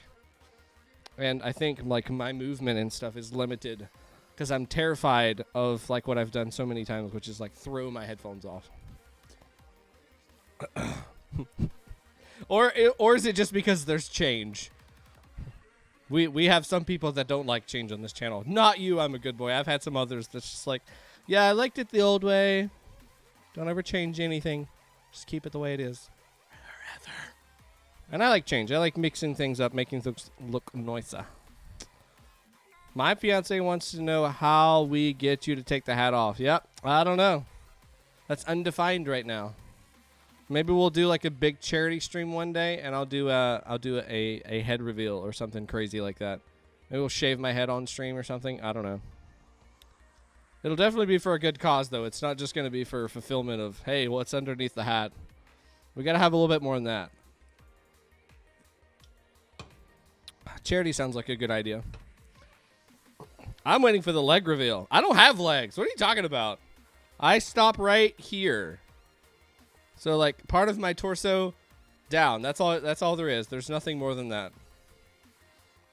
Which I'm a good boy. You live close enough to me. You might be the only person to ever see me in person. But back to this game. I enjoyed this. This was fun. It was definitely great for kicks and giggles. I would love to see, like, you incorporate some sort of cam with this where you can, like, record our video of us screaming bloody murder into the mic and incorporate that into the game. And then at the end of each of the little sessions, you create like a short little snapshot of that screaming into the mic with our faces on whatever character it is. That would be hilarious. And then just like alter the voices, make them like high pitched or low or something like that. That would be hilarious. I would have so much fun with that. But you definitely could go farther with this kind of game.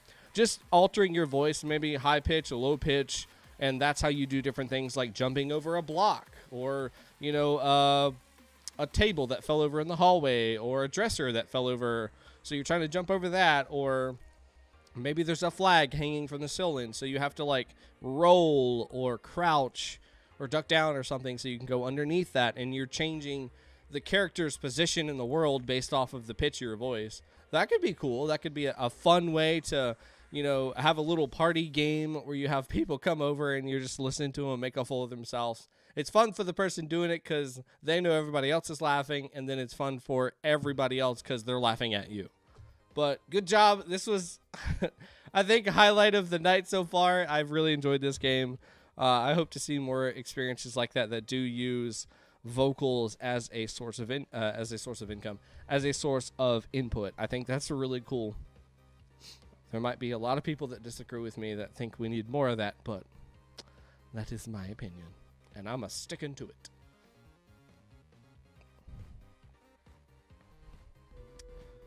Okay. All right, so let me capture this. I'm going to drop my music here.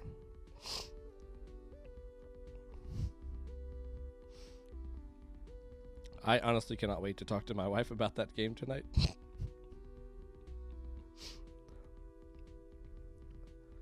Yeah, I think I'm just going to turn around and go back outside. This is, something's wrong. What's even better is I guarantee she could hear me from outside. For the simple fact that our car is right there.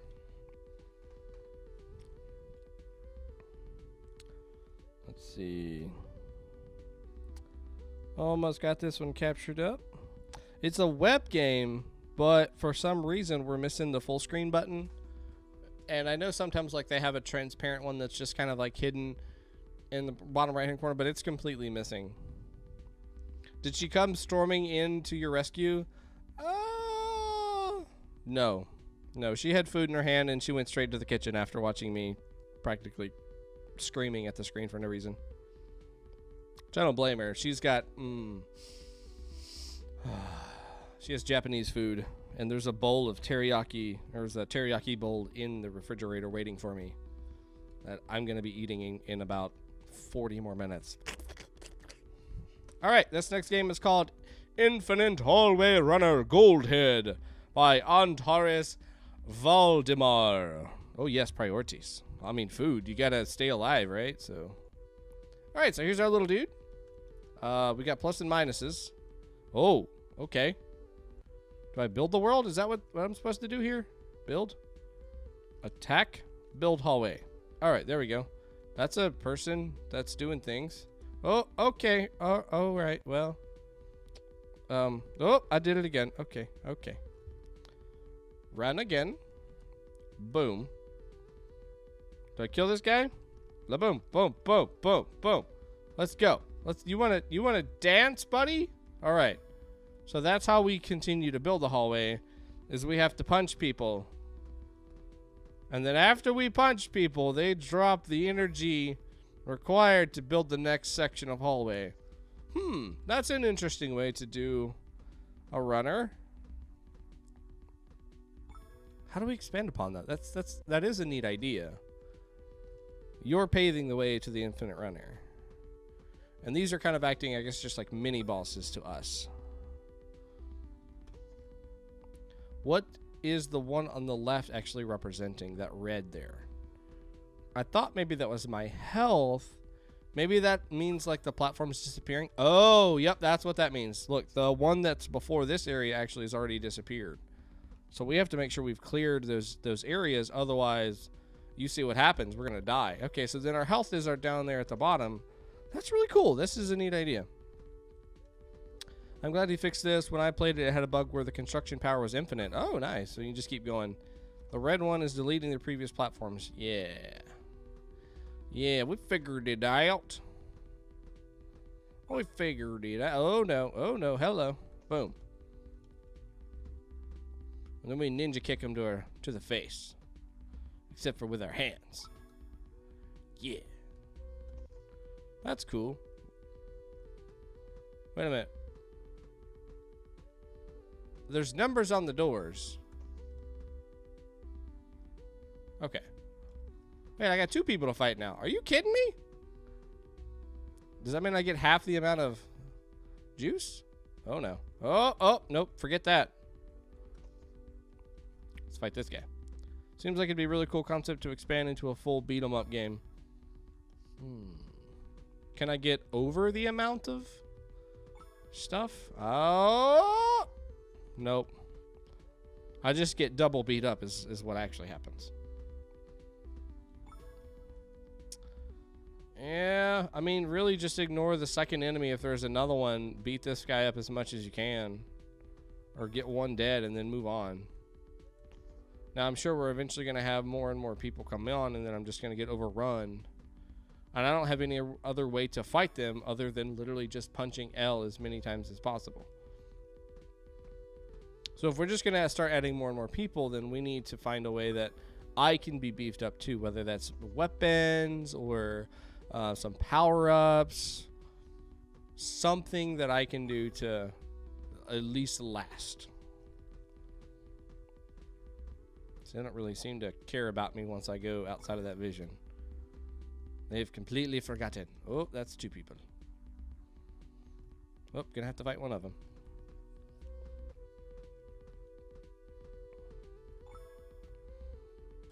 $20. We've made it to 20. Now we're on 21. 21. Boom.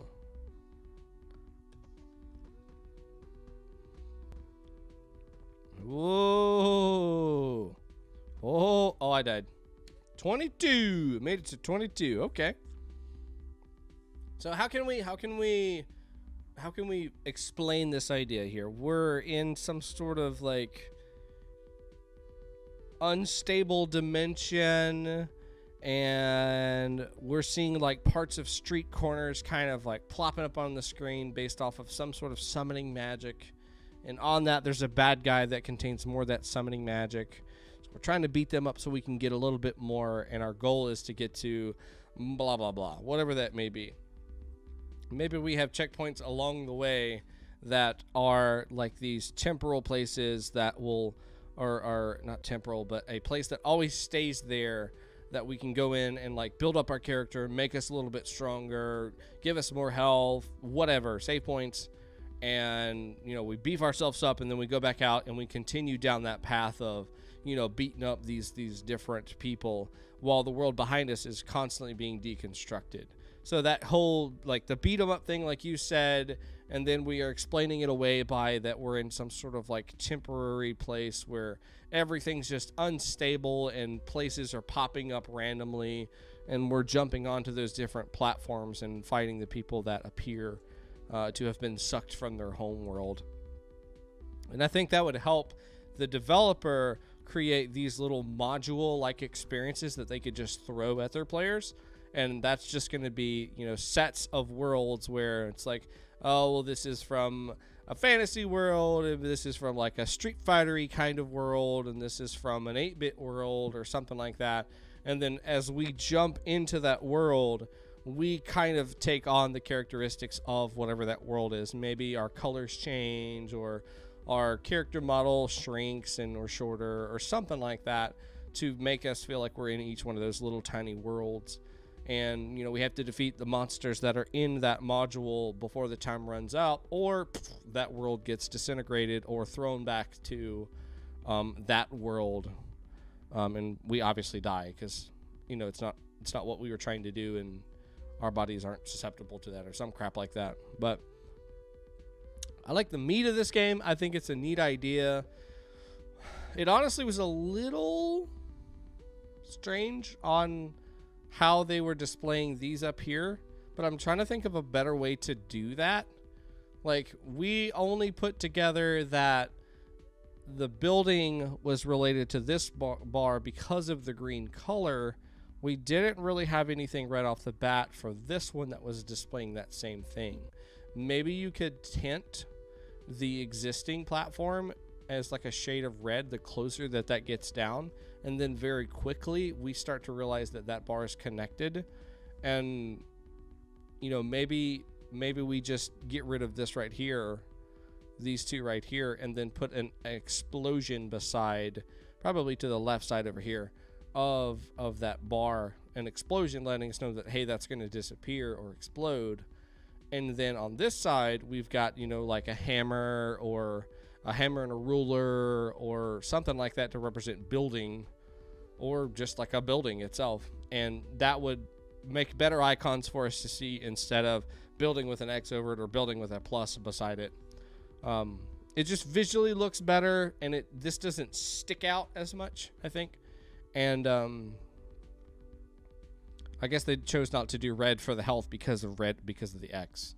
And then I think the health meter is fine. It's an odd shade of color, if you ask me, because there's nothing in the world that says orange would be the health, like health pack, or has any real standing in the world. Blue might have sufficed for this. We kind of look robotic. Maybe we can say that that's like a battery or something if we wanted to go that route. But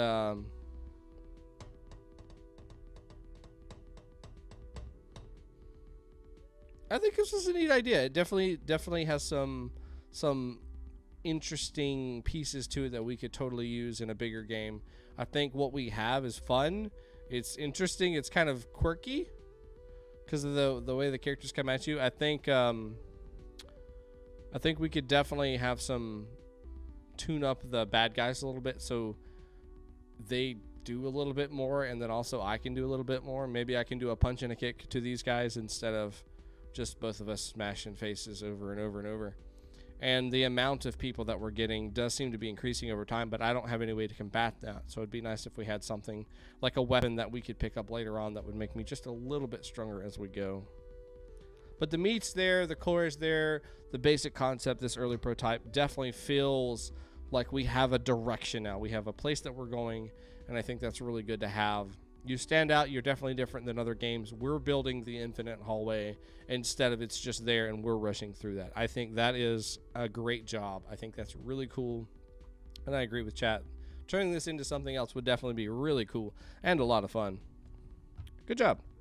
So that's Infinite Hallway Runner Goldhead by Antares Valdemar. Thank you. Thank you. Thank you. All right, on to our next game. Bibbidi bobbidi.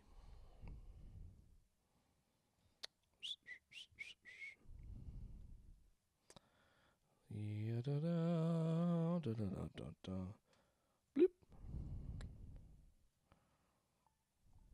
Throw some music on. Just reshaping that screen so we go back to normal. Boom. This is called Flow by a Casual Dodging Game. Wait. I mean, this is called A Casual Dodging Game by Flow. How did I do that backwards?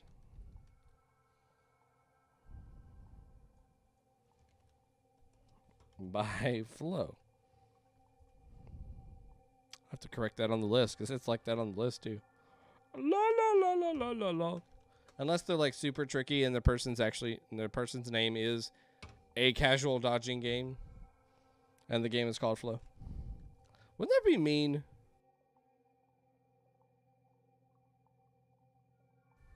Okay, let's see. Baloop. All right, so there we go. There's our game name. Let's jump on over. This is our start screen. I don't hear any music yet. Oh. That would be an interesting handle. Avoid touching anything. Am I doing it? Am I winning? What's my high score? It says 1,033. That's the best right there. So see if y'all can beat it. So we cannot touch the walls and we can't touch any of the objects.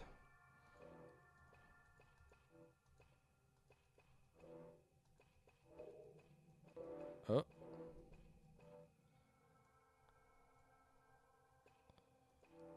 How do I get my speed? Ouch.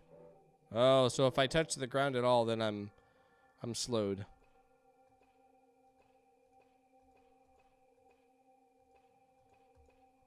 That's cool.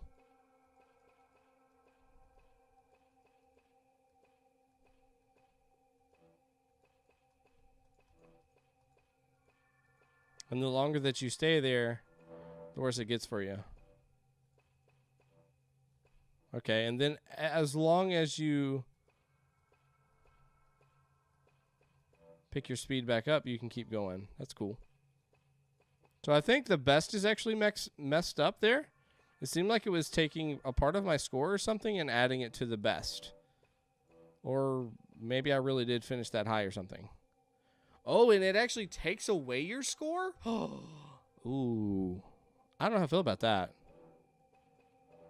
I think it should just be you know, based on how long you survive instead of your score itself. Because, I mean, you literally could go on for days. Not obvious days. Dagnabbit. And then you completely screw up the run at the end. And it gets harder. I mean, it definitely gets harder, so. Oh, yeah. Oh. I hear it gets harder at 1500, but I couldn't get anywhere near that. Well, I got to 12.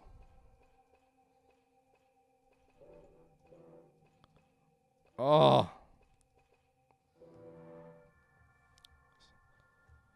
The score is your speed. That would be an interesting handle. Oh, yeah. Your score seems to be speed. Blah, blah, blah.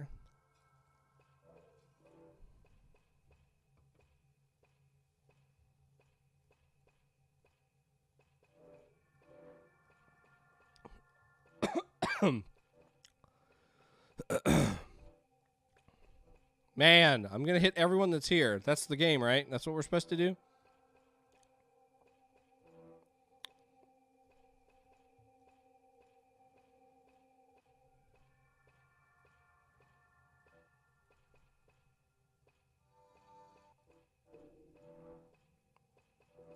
God. Oh.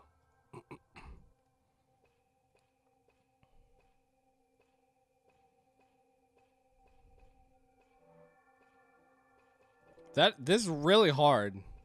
This would be a good mobile game, though. Not really need a lot from the control sides. It's more just all about dodging.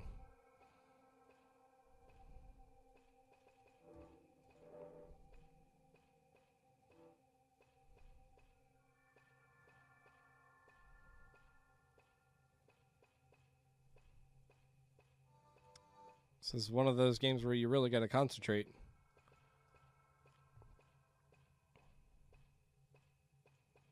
Dang it.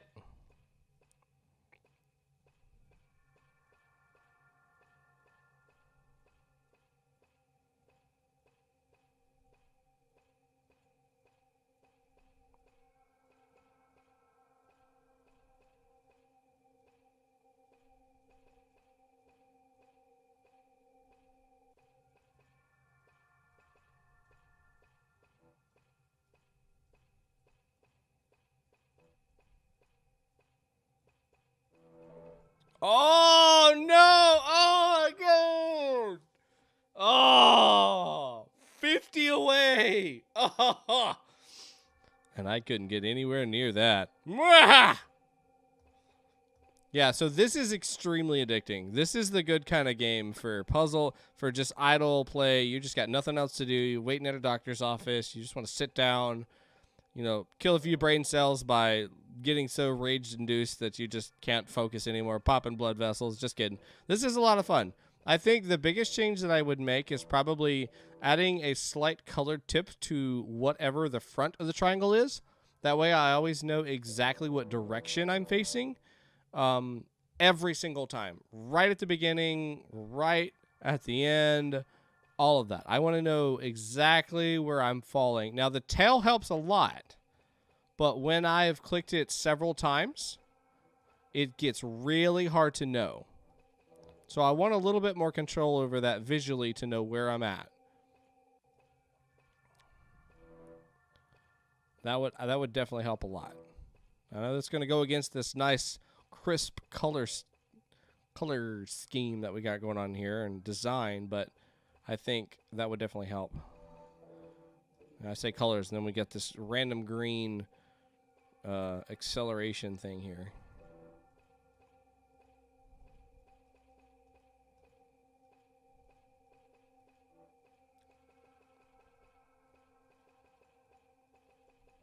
Dang it.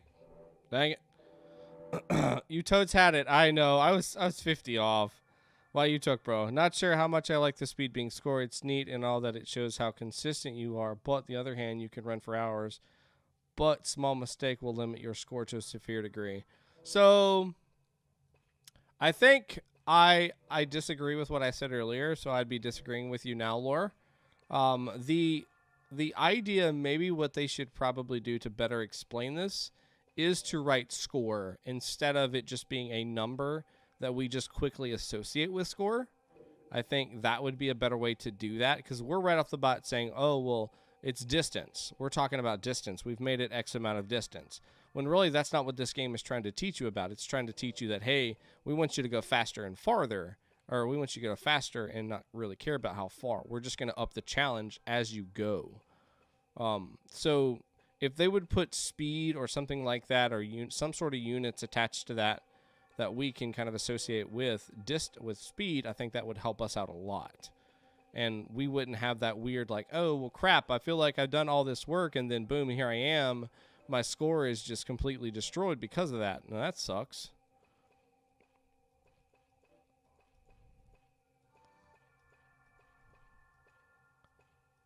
Oh, bam. There it is. Oh, are you kidding me? So there's 15. See, and you still get to keep whatever your max speed was. So I think that's what's important. Getting to keep that is nice. The level itself just resets difficulty if you drop drop below those certain tiers, which again makes sense.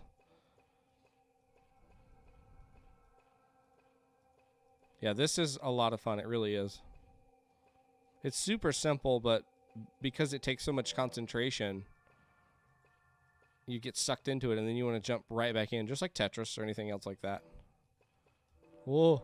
Whoa, no. Oh, that's it. All right, so that's my highest score right there.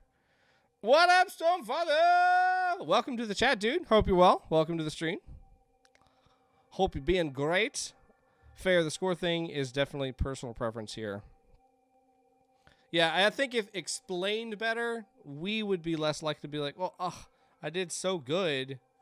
Man, you beat me in 2 games. I know, right? Better go ahead and hang up the hat now. Go ahead and hang up your coat and call it a day. My game is out today. Give me a link, dude. Drop me a link. Give me some linkage. Give me. Link it in chat. That's fine. Anybody else might want to play it too. So, yeah, I enjoyed this. I think really the only 2 things that I would say suggestion-wise is to give me a tip on the triangle, so it's very, very easy to understand which direction I'm facing. Since you have a light-colored triangle, maybe make it a black tip that would stand out against the tail that we have, and we should still be able to see it, even though the background's kind of like this brown color. And then the second thing is, just to clear up any confusion, it would be good to have speed, top speed, as the best on the screen itself. I think that would just help us very quickly understand what it is we're shooting for instead of the score, because you see that score plummet that quick, you're like, well, what the heck, man? That's not cool. Well, this was fun. This was a lot of fun. So this was a casual dodging game by Flo. Flo, you did a great job. Very good job. And you also helped me beat Josh one more thing. That's only 2, but that's still one more thing.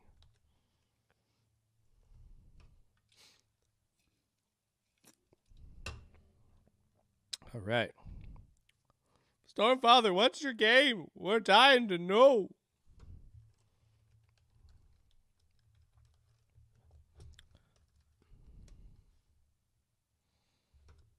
Burr, burr, burr. Burr, burr, burr, burr, burr, burr. Choo, choo. Burr, burr, burr, burr, burr, burr, burr, burr. Burr, burr, burr, burr, burr, burr, burr.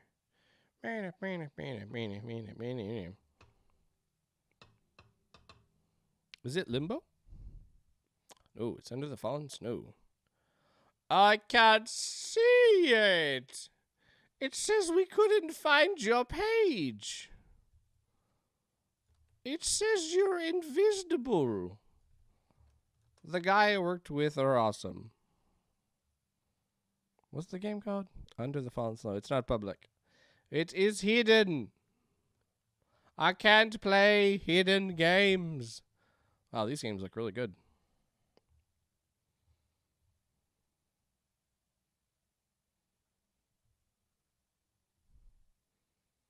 It must but not be up yet then. Wait a minute. Wait a minute.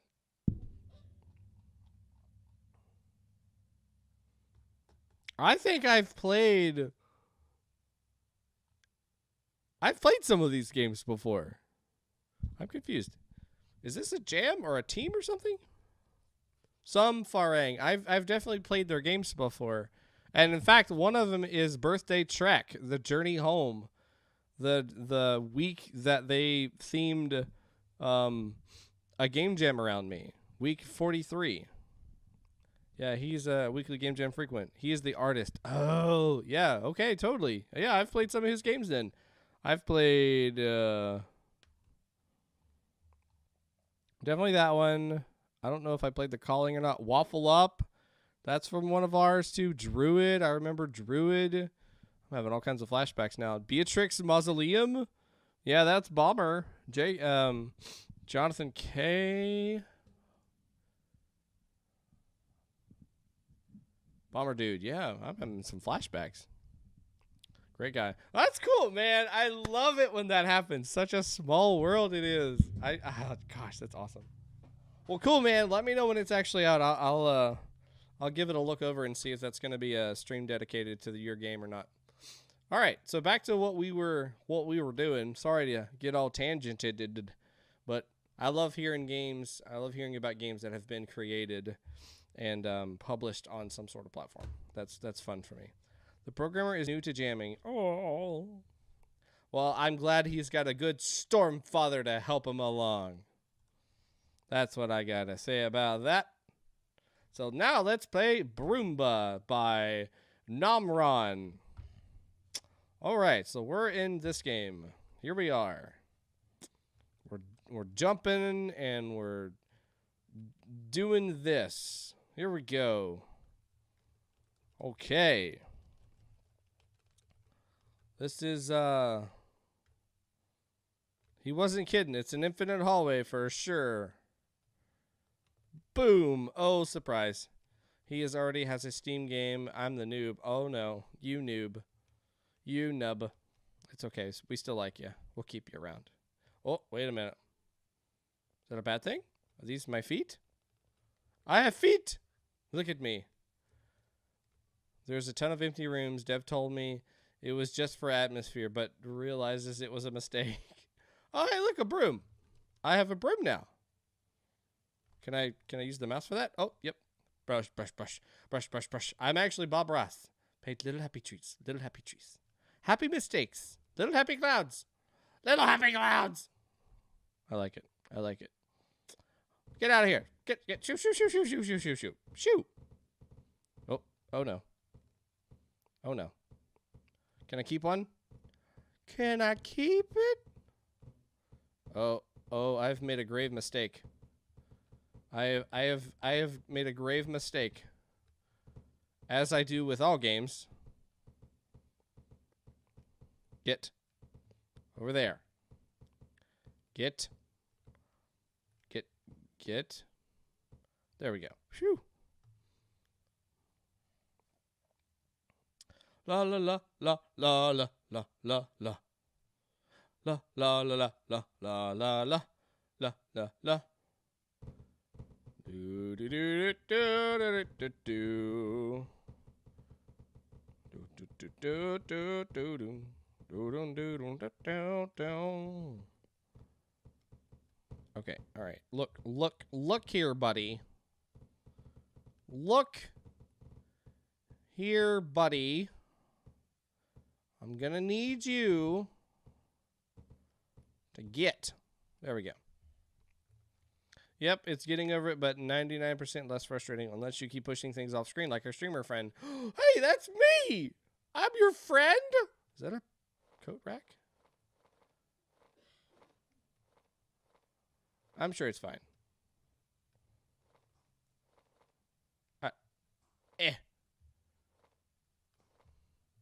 It's like they intentionally allow you to have it off screen. Come on. Come on.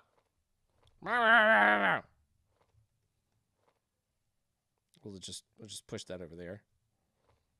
Just get it really out of the way. I have the ability to jump, but I think I might have met my match with this guy. 'Cause I can't see it at all. Have you played Getting Over It, yo bro? No, I have not. I've seen enough about it, though. I've seen too many people play through it. I feel like the experience would be definitely lost. Oh, hey, there we go. La la la la la. I felt like its room changes colors. He's going to lose his mind. I used to speed run it. Oh. Yeah. No. Oh, okay. All right. Well, that works for me too. Stroke. Oh, well. Stroke. Oh, well. I'm secretly a Viking. They just didn't give me an oar. I just have a broom. That's all I got. Choo. Choo.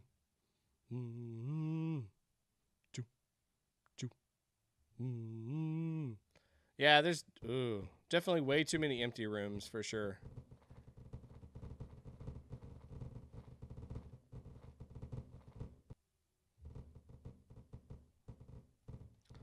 Yeah.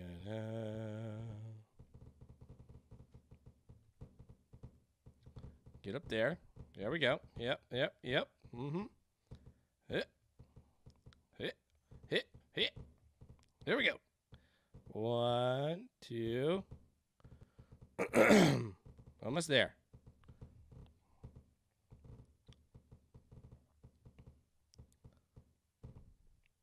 I thought you need to brush up your rowing. Look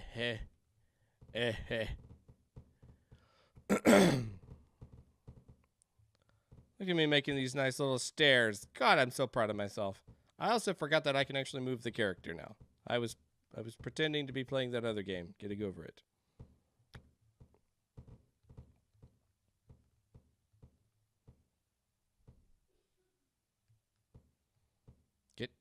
Get.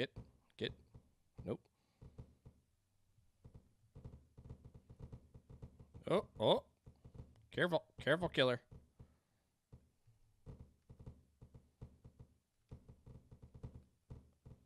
Yeah. Now just need to jump up there. Just need to easily jump up there. Just like that. Yeah! I'm proud of myself. I'm very proud of myself. Okay, that's a spider. I'm gonna need you to get. Okay? Thank you.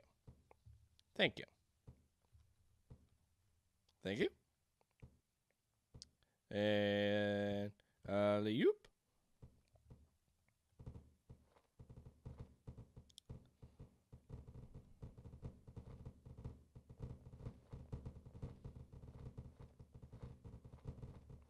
Just keep flipping. And then we go high as we can. And then we can just climb over everything. That dastardly broom! Huzzah! Secretly, I'm magic.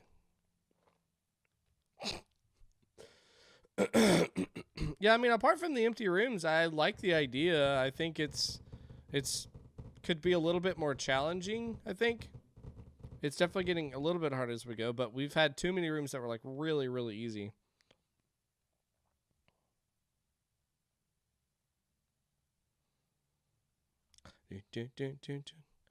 And like maybe I could get a push ability or something with the broom.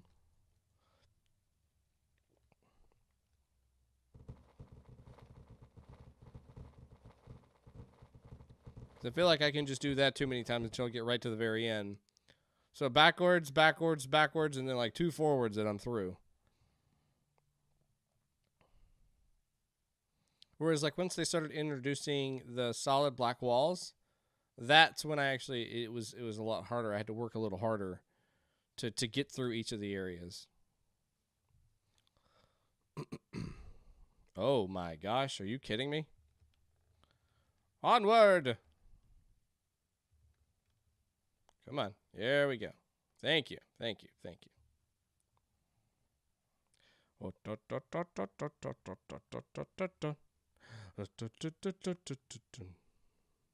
Oh my. Okay. Hey, witch!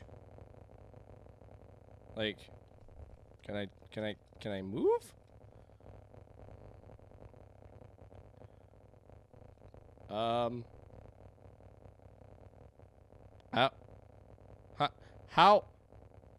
How is this even?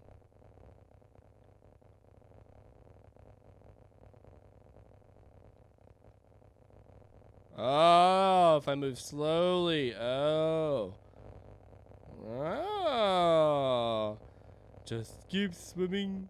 Just keep swimming. Swimming, swimming, swimming, swimming.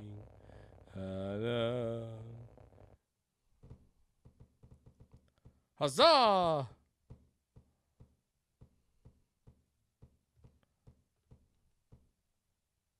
I like how it won't let me go straight across there. I have to like go to right there. You can see that. Yeah, right there before I can actually pass through the other level if there's anything in the way. Light bulb? Why is there a light bulb? Why are we just slowly building rooms? Oh, I saw the top of the light bulb.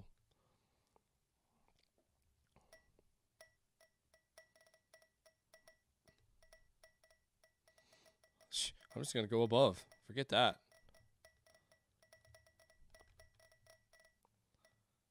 Why wouldn't there be a light bulb? I mean, you got me. We are in a world of really weird things, so... Well, I guess light bulbs would just fit right in.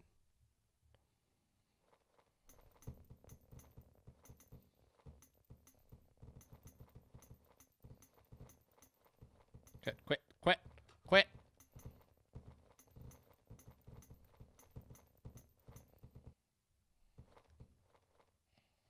All right, so now we have Twizzlers just kind of making a random appearance. Sure, why not? Why not? Twizzlers, light bulbs, you name it, we got it.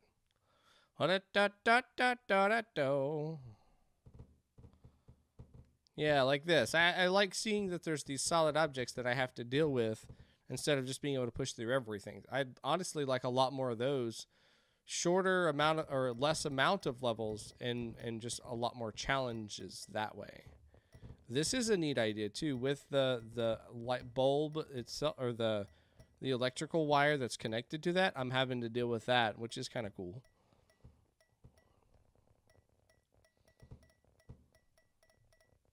Not that it really needs to be a light bulb, but not that there's anything wrong with being a light bulb either. Come on, get over here. I think it's a rug. I feel like at any minute there's going to be a screamer. I know, right? Just going to see something that's just going to start making way too much racket and scare the crap out of us. Well, that's pretty much 10 minutes. I mean, I think this was a definitely a more laid-back, getting over it kind of game for sure. We've already had enough screaming. Also true. The broom didn't really feel like we were cleaning up. Didn't really feel like we were doing anything with the broom that really required the broom. It was just our means to an end, our weapon of choice, our thing to hold on to that tried to help us get from point A to point B. So really that could have been anything else. I think a cane might have been more fun. We could just pretend this is an old man or something. Don't mind me just swimming through to the next level. Alley-oop. Alley-oop. Alley-oop. Alley-oop. I wish the player was an eyeball with an arm and a hand.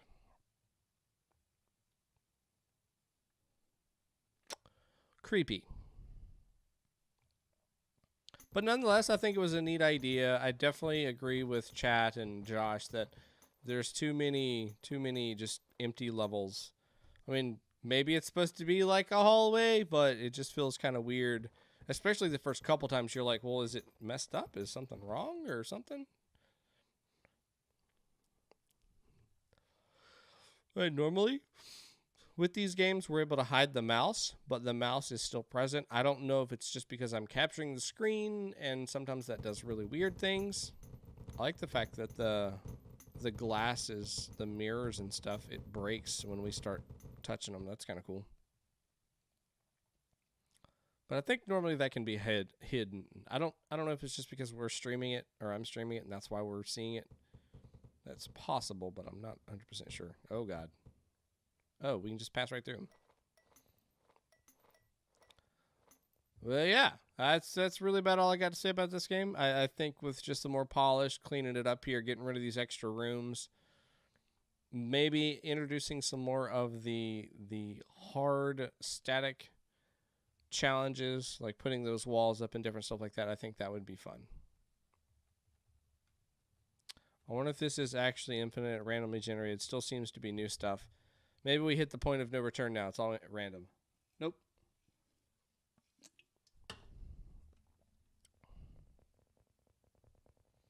Oh, God. I think this is where I just quit. Because, good Lord. Hit.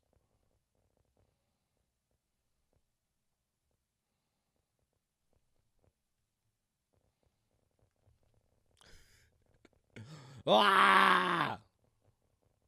Oh, so close.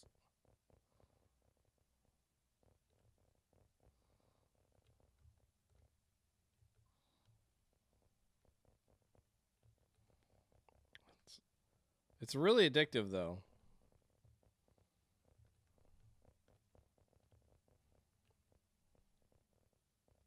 Yeah! Whoosh! Maybe you're in Hogwarts in some kind of chamber full of ants and crazy brooms, and you must clean everything out. Boom! Plot. Now we have plot. All right, we're solved now. All right, well, that was fun. That's called Broomba by Nomron. Thank you so much, Nomron, for making this game.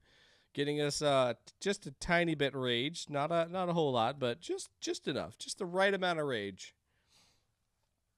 All right, on to the next game.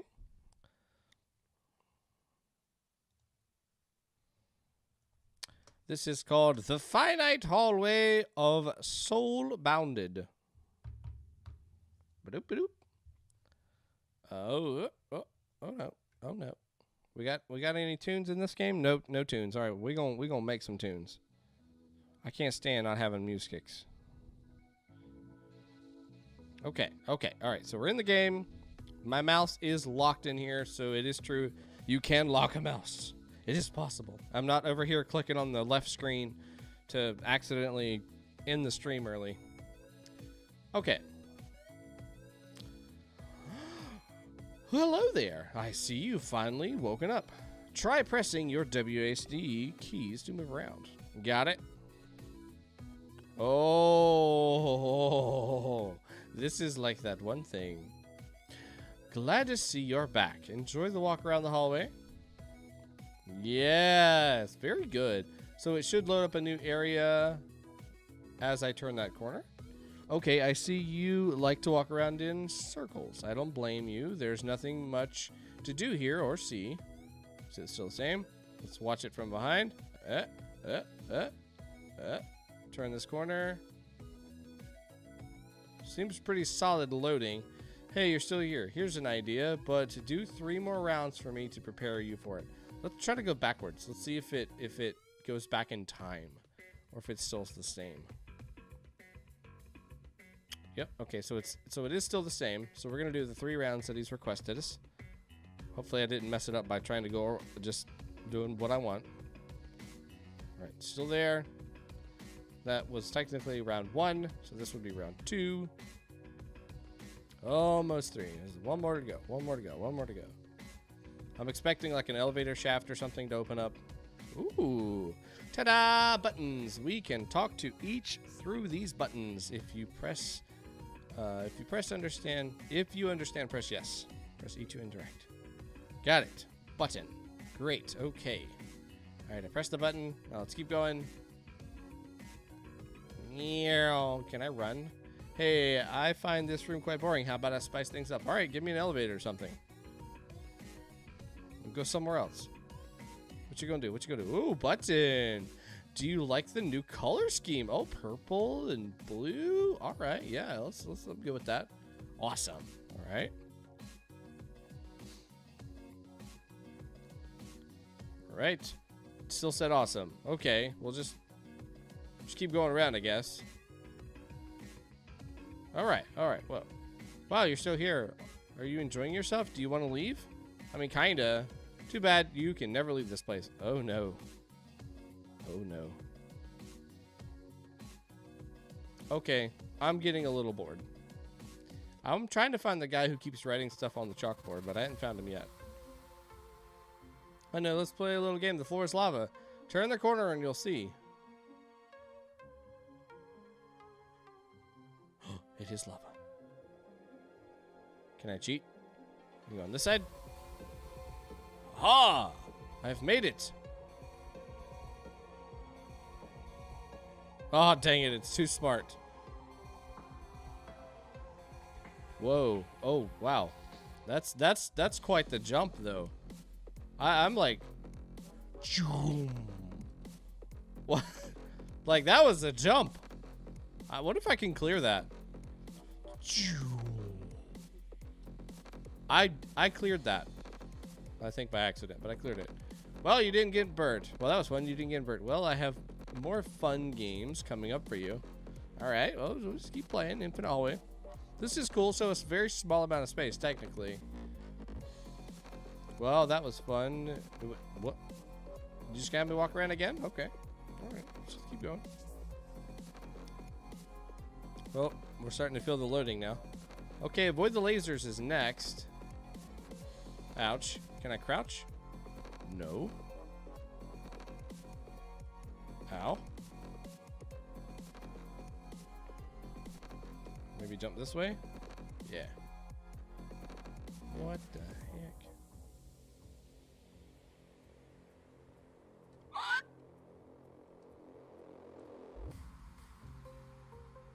Oh, man.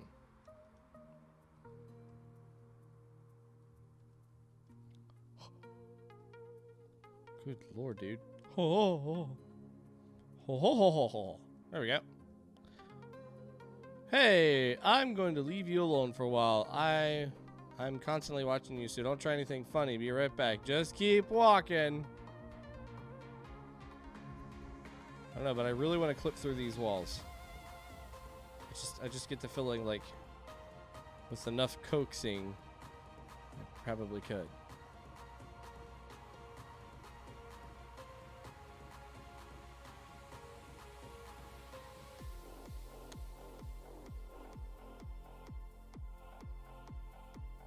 I like how when the light goes out, you can no longer see the outline of the chalkboard thing for TV.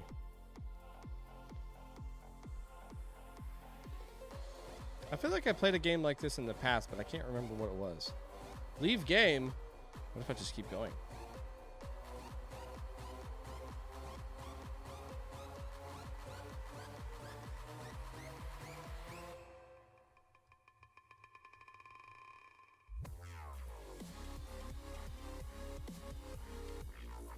I don't have any good corners. Antechamber?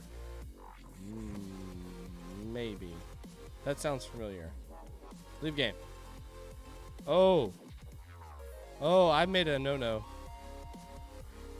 Be something. After all I've done for you, you still want to leave?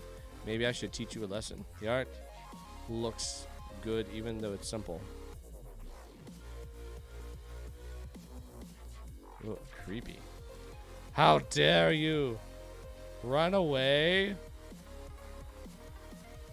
I'm not liking the whole overlapping feel of the text. It doesn't feel like it belongs. Cheese? Okay, maybe I overacted. How about some cake? Oh, to make up for it. Yeah, cake's a lie. I saw a talk at G. Oh, whoa, whoa! I can't walk. Can't walk past. I saw a talk at GDC from the guy that did Antechamber. That dev experience crushed the poor guy's soul. Oh. I don't have a choice. I can't walk around anymore. I ate the cake. Oh, I have to eat the cake before I can walk around.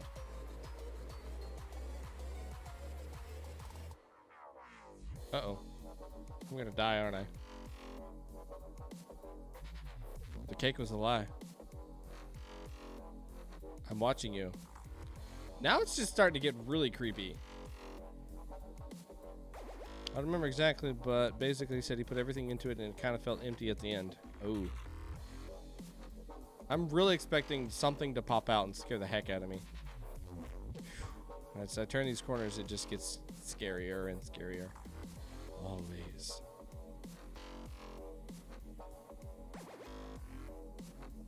Constantly. There needs to be a counter at the end to see how many times I've actually walked around this.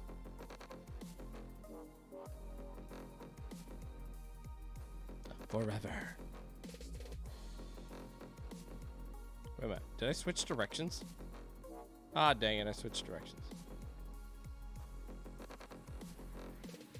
This is how that earlier game begins. A ghost will pop up and you need to constantly scream to run faster. That's great. All the time.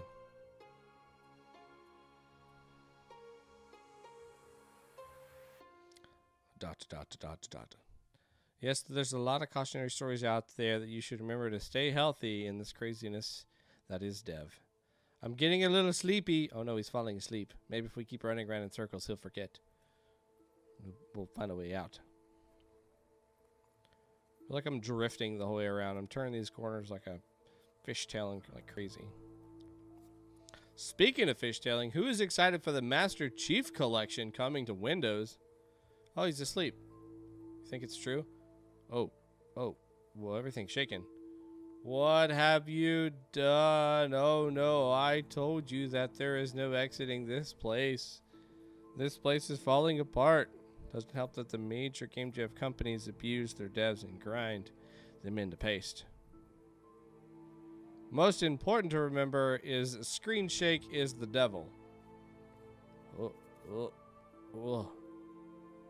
All this wouldn't have happened if you just walked in circles like you were supposed to. This is all your fault.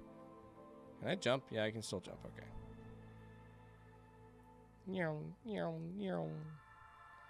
Shoot, man, I could probably just... I think it's time to say goodbye. I agree with you. I wonder if I could have jumped on the button and then like exited the game. Oh, I kind of want to try that now. It was getting less and less level. And it's honestly really hard to try to jump. Whoa. Whoa, I fell through. You still can't die. Oh, crap. Watch me.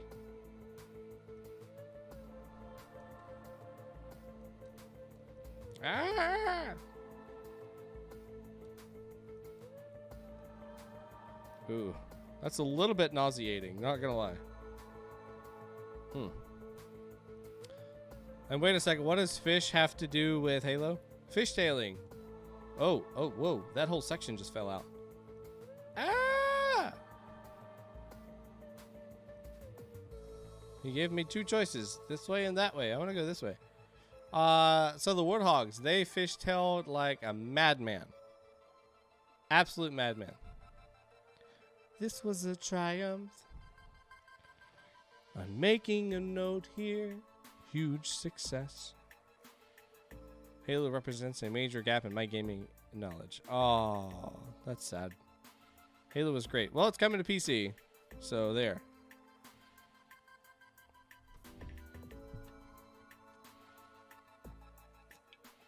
You'll be able to play it from beginning to end, starting with Reach. And then you go to Halo 1, 2, and 3, and ODST and 4. Oh, if you play this in VR, I'm sure you'd puke. Yeah, absolutely. I was honestly expecting something to be down at the end of that hallway. That's kind of sad. I want Halo in VR. Taking out grunts, hanging out with the Master Chief, getting scared crapless when the flood actually appears, and I'm the guy that's wigging out in the corner, crying for his mommy. Oh, I don't like lights that flash on and off like that. That's not okay. No. Point deduction. Oh. Oh, colors are changing.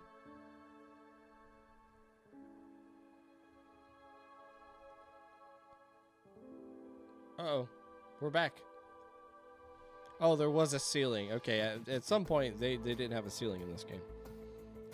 I just want to see if I can push my way through the ceiling by jumping onto that button. Blah, blah, blah, blah, blah. But yeah, I'm super excited about playing that Halo. I was a big fan of Halo back in the day. It was a lot of fun for me. It's one of my first experiences with like hanging out with a bunch of guys and playing a game together. We would go through Halo 1 on Legendary and just get our butts handed to us every time. We were young. I mean, we were just young and stupid, having a bunch of fun. And we go play the Silent Cartographer like 1,400 times because that was our favorite level, besides the library and the mall. Okay, so it is a solid wall. Can't really do anything with that. Well, this was cool. I mean, I had fun with this. It was an interesting, kind of creepy-ish, kind of reminded me of Portal. We're stuck doing the tasks that whatever our taskmaster wants us to do, in this, you know, sense of infinity. We've got nothing else that we can really contribute other than what they are telling us to do. No other choices do we have. Hey, there's just a random wall there. Interesting. I would have loved some sound effects when we click on the buttons and whatnot. And then every time that we warp into a new experience, I think that could be a fun thing to do. Or at least a minimum when we change that color scheme to red, when everything it just goes to hell in a handbasket there, boom, pop that up and then make that like, this is a big moment. The music changes. You hear that sound effect of like everything shifting to this dark red colors. Stuff like that I think would add that really creepy and scary setting. Maybe you could even add some sound effects like there is something crawling around or that's in here. Could be robotic or could be, you know, like some sort of humanoid creature. Footsteps you could add to that to just add that scariness. I would love that. I would absolutely love that. That was cool. Very cool. I enjoyed this experience. Thanks for making it, man. This was The Infinite Hallway by SoulBounded. Keep up the good work here. I need just a little bit more scary towards the very end. I love the fact that you threw me back into the game after the ending. That was a good little close to that. Make me feel like I can actually leave the experience, but then only to find out, no, I'm stuck in here indefinitely. I'll teach you a lot about AAA devs, including Bungie. I remember Bungie. Back in the day. What would you teach me about Bungie, Storm? I like Bungie. They were like the first company that I really like got attached to until they said, "Yeah, we're done with Halo."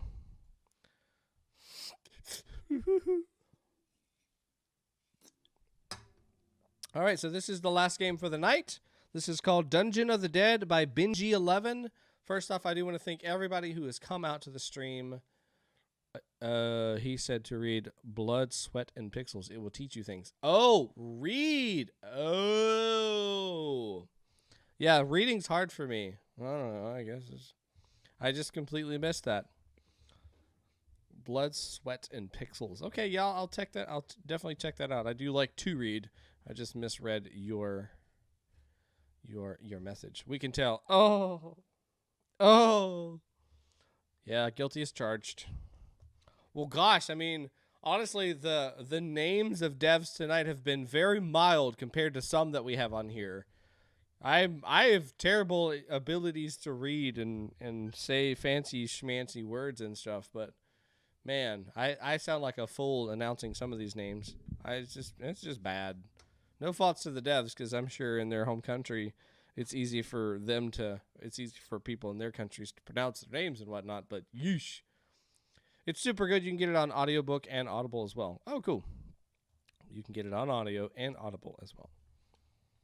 But yeah, thank you guys for coming out tonight. We're going to play this last game. We're going to wrap it up. If you enjoy what I do, you can see me again on Saturday, this coming Saturday at 7 p.m. EDT. We're going to be playing either Just Shapes and beats, or we're going to be playing that other game that has already escaped me. Baba Is You. I've heard a lot of people talk about that. I'm excited to play both. We'll probably play them back to back regardless because both of them seem really cool. And then we'll be doing this again on Sunday, so make sure you come back there. We always have a good time playing these games, talking with the developers that are you guys, and getting good feedback all around for the people that release the games, and then also the people in the chat that are learning to grow. Thank you, Stormfather. I appreciate you. Thank you so much for the 15 bits. It helps us grow this channel, continue this channel, update our graphics. I love seeing all of you guys here, so I want to do this as long as I can. Anything that you guys give to the channel, I really try to turn back around to update my media badges, my backgrounds, you know, do giveaways, do stuff like that. I haven't done a giveaway in a long time just because I want something good to give away, and Humble Bundle at one point seemed like a really good idea, but then everybody started to get the Humble Bundle itself, so then the amount of, you know, feel goods for giving back that game didn't really amount to anything, and a lot of people just didn't really see the jump towards that or the call to the action to that. And I don't blame them. It's like, you know, you're getting that game in your Humble Bundle. Why would I need to get it from you when I know I'll get it for $12 period, and then a whole bunch of other games? So we'll be doing other giveaways in the future. I really liked the idea of staying more closely to the game dev related stuff. So whether that's courses from like Udemy or, you know, something on Fiverr, or like giving away Game Maker Studio like I did last year. I gave away a 12-month license on one of my streams. I think that was the 12-hour anniversary stream. I can't remember. Or maybe that was week 50. Thank you for what you do here. Thank you, Dark Mew. I appreciate that. Trying to help you guys grow, get some feedback, and make cool games. So hopefully I'm doing at least one of those or something. I'm maybe somewhat entertaining. That's in there somewhere too, I think. So this is our last game for tonight. Dungeon of the Dead by Benji. If you want, we could talk about audio giveaways that I can contribute to. Ooh. Send me some more information on Discord with that, if you would, Stormfather. What you might be thinking about. Because that sounds interesting. Chopper. Royalty free for devs. Yeah, I'm totally game for something like that. Yeah, send me some sample clips and stuff that you got. I know at one point you had a Twitch channel that you were doing stuff on. I don't know if you're still active on there or not. If you are still active, feel free to link that in chat. I'm totes good with that. All right, so we've got this little happy animated character. He's very, very bouncy. Honestly, probably a little too bouncy. He's got a good little slash. I need a little bit more on the tail above his head, so when he first starts that swipe, because it looks like it's an overhead swipe, but it's kind of like starting where his head is instead of behind his back, which is what you would really need for a good swipe there. Talk to Super 8-Bit Rafa. He's got a really good understanding of those signs on how to do something like that. Did that kill me? Okay, yes it did. Okay. So that's a checkpoint. Do I have... I'm assuming these are my collectibles, and then I got my hearts there, so maybe we're not ready to go there yet. The animation on the right foot, and as in his actual right foot, looks good. The one on his left foot kind of feels like his hip is leading, and then you see his thigh come forward, his knee, and then his calf, and that feels a little weird. It's like he's like dislocating his hip there. Wait, what the heck? Does this really just go on forever?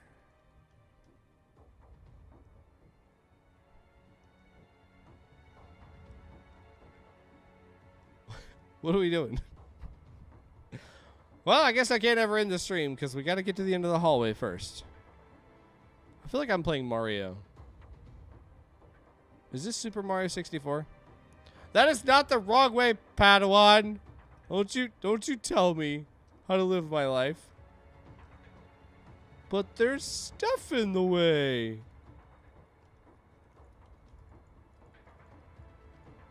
What? Dang it. Dang it. Can I grab? You can attack down and bounce on the spikes. Oh my god, what is this? Is this Hollow Knight?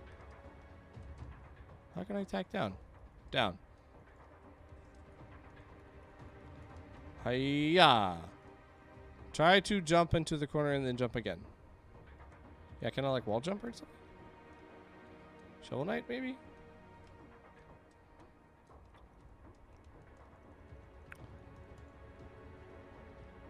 I can roll. I now know that. That's cool. Good to know. Dang it. Dang it. Can I roll on the spikes and then jump? Dang.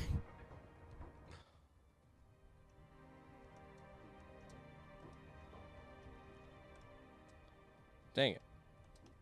Dang it. Dang it.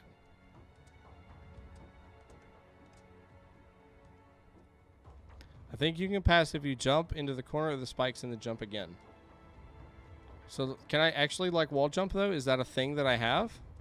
Because like I can't wall jump there. I think you hold down and press E.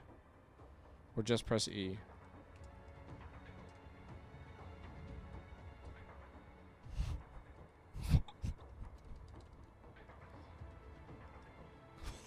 What the heck? Hoya! What? Yeah, I can't attack down.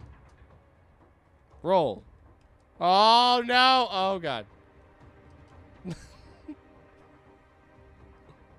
Yes. Oh, I don't need your silly down attacks. Forget that. I do what I want. Okay, now I need a new strat.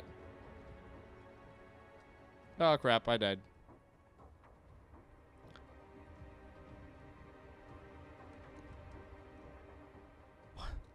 I can't wall jump. Aye. Aye. Dang it. I can turn invisible, I'll tell you that. I'm real good at that part. Alright, so if I attack, I don't get an extra jump or anything like that. Can't roll into them and expect anything.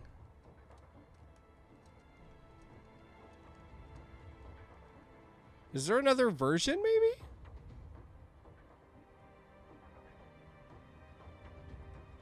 Do I need to, like, use my mouse?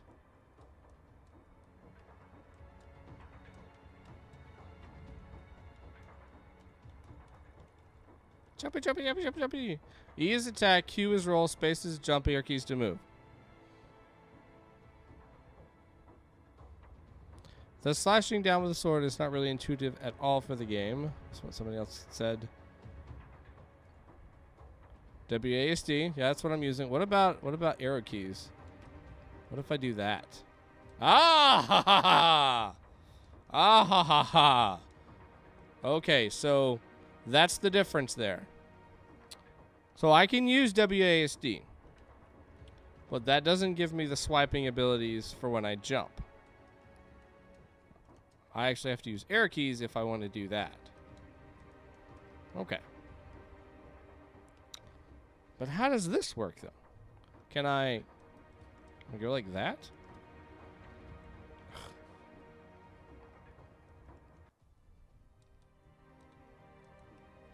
Ah. Yeah, that's all I gotta do. Alright. Well, I got a key.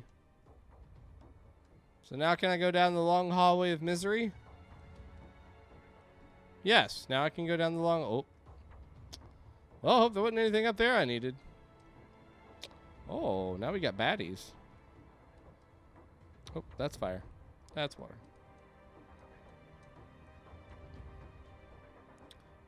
Yeah. Oh, so now I can actually take damage. Ow. Checkpoint. Choppy, choppy, choppy. Oh, come on.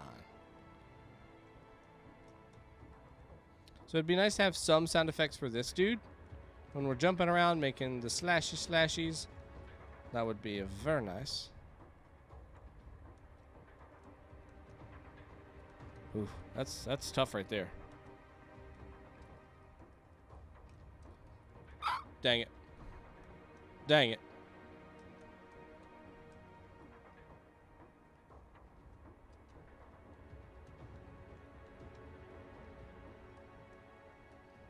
Oh. Got him. All right, that's key number 2. On my 3rd key, boss. Wait a minute. We went that way, so let's go this way. Boom. Checkpoint. Fair, still a good thing for the dev to note in time. Yeah, and it may be one of those things where they haven't even really thought about trying to play test with the other controls. And so that's where we are.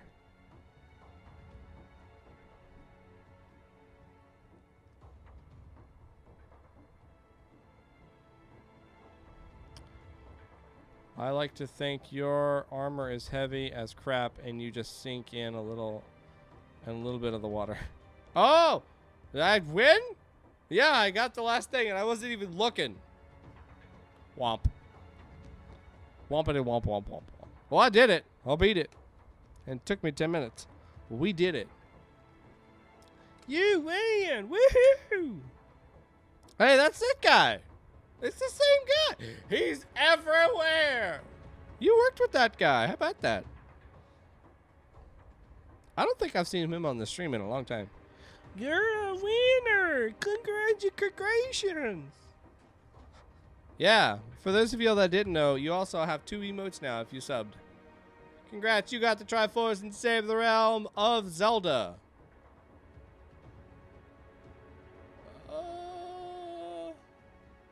Yeah, he's done 17, the 3rd most number of games.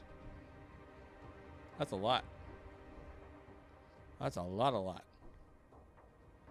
That's a whole bunchies. Well, 10 bits from the Josh. Thank you so much, man. Yeah, so controls, that seemed to be the biggest confusion there. I think I bugged through a couple of them when I was able to squeeze by. I think Josh is probably right that maybe the default controls weren't turned off, and then you just maybe manually added the other set of controls. Thus, didn't even think about the original controls, the WASD. The animation, as I said, for the night was just a little bit weird. I think your level design was fun and really cool. I'm glad to see the Super Mario 64 approach to the staircase.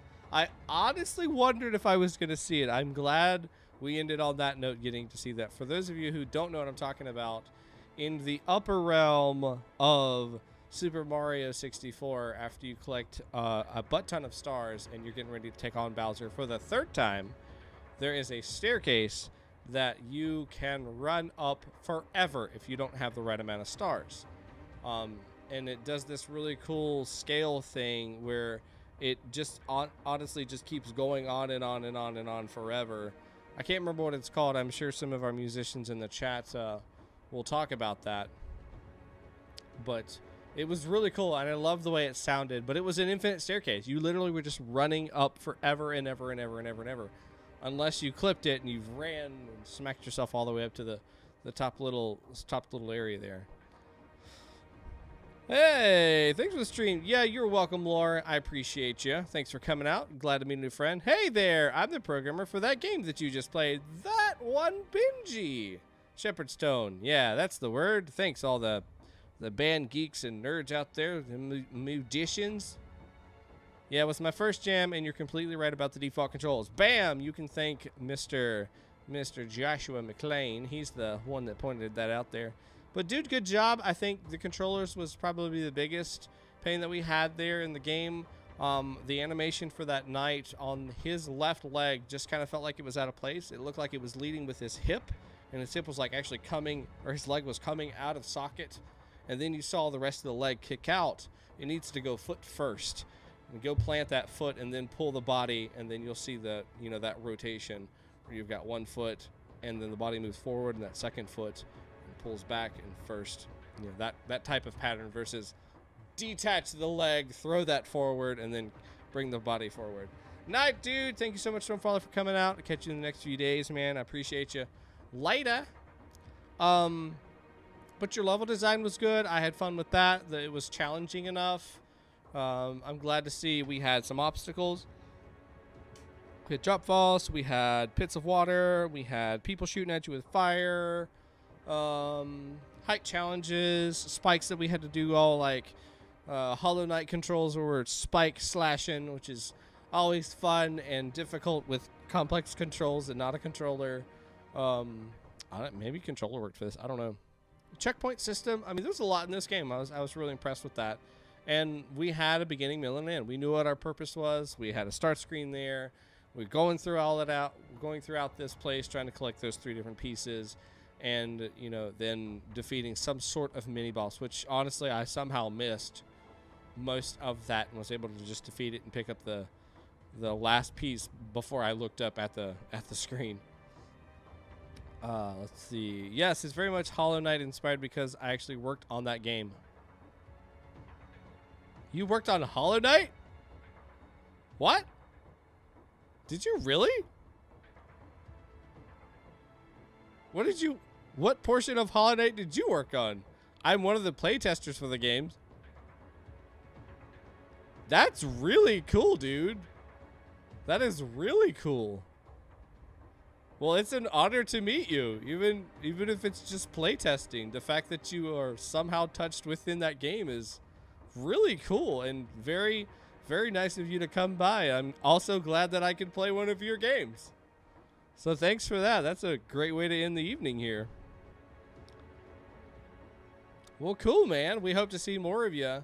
We always welcome anybody who wants to come join Weekly Game Jam and play and make these really cool games. I think it is a great way to create the next Hollow Knight. And people who come to this channel know all the time I'm harping about that. Those are the games that I want to see created. Those are the games that you guys are going to be creating just because you're continuing to perfect your craft and take these games to that next level, which is why I'm so big on trying to figure out what is the direction of the game. What are we going to go with our game? What are we going to do with this? How do we turn this into something bigger? Hopefully with a better map system. Ouch! Or just pen and paper, Josh. We can, write things down. I just chose not to. I definitely could have beat that game. I almost feel like 2 streams earlier if I wasn't trying to scope out everything, which is one of my biggest problems. But yeah, that's all I have for tonight. Guys, I want to thank you all for coming out tonight. We ran literally an hour over. It is 2 minutes till, and by the time I get done talking, it'll be 10. But I do thank each and every one of you that came out, donated to the channel, subscribed, followed, donated bits, whatever it is. It does help fund this channel. It does help us continue to do these. And, I do have a very strict schedule, a Saturday, Sunday, and an occasional Wednesday nights. But I really enjoy what I do. I hope it's quality content for you that's giving you some good feedback on the games that you create. And then also that you're getting some perspective from the side of a gamer, somebody who is more focused on that side of things. And, I'm trying to help you find better appealing pieces to put in your game and help you point out those errors and things that maybe you as the developer could play this game blindfolded, but me as the game player is coming in and being like, yeah, I'm going to need a doctorate to play this game. It's way too hard. Or, yeah, I could probably give this to my cat and they could beat it just by me setting them on the keyboard. Like, we want to find those balances between those 2 worlds and make it where it's fun and challenging. So hopefully I've given you some good feedback tonight and we've all learned something. I know I've learned something, and that's good enough for me. So thank you all for coming out tonight. If you want to see more of me, don't forget I will be streaming Saturday at 7 p.m. EDT, and then we'll be back here Sunday, 7 again, EDT, p.m., playing some more Weekly Game Jam games. If you're new to this channel, make sure you go check out weeklygamejam.com and consider signing up for a game jam. It's a great way to learn very quickly because there's a new jam every single week, new theme, and a great community to work with and grow. So we'll see you guys next time. I really like the way that you give feedback. Aw, thank you so much, Lilu. Thank you so much, that one Benji, for the follow, getting us ever closer to 700. Wow, a new follower. I can't believe we're almost there. Like, let me just count that number and see what we're at. We like 671 or 670? Oh, I 668. I overshot just a little bit there. That's crazy. We're almost at 700. We don't need that many more till 700. But thank you all for that. I really appreciate that. You guys have a great night and enjoy the song.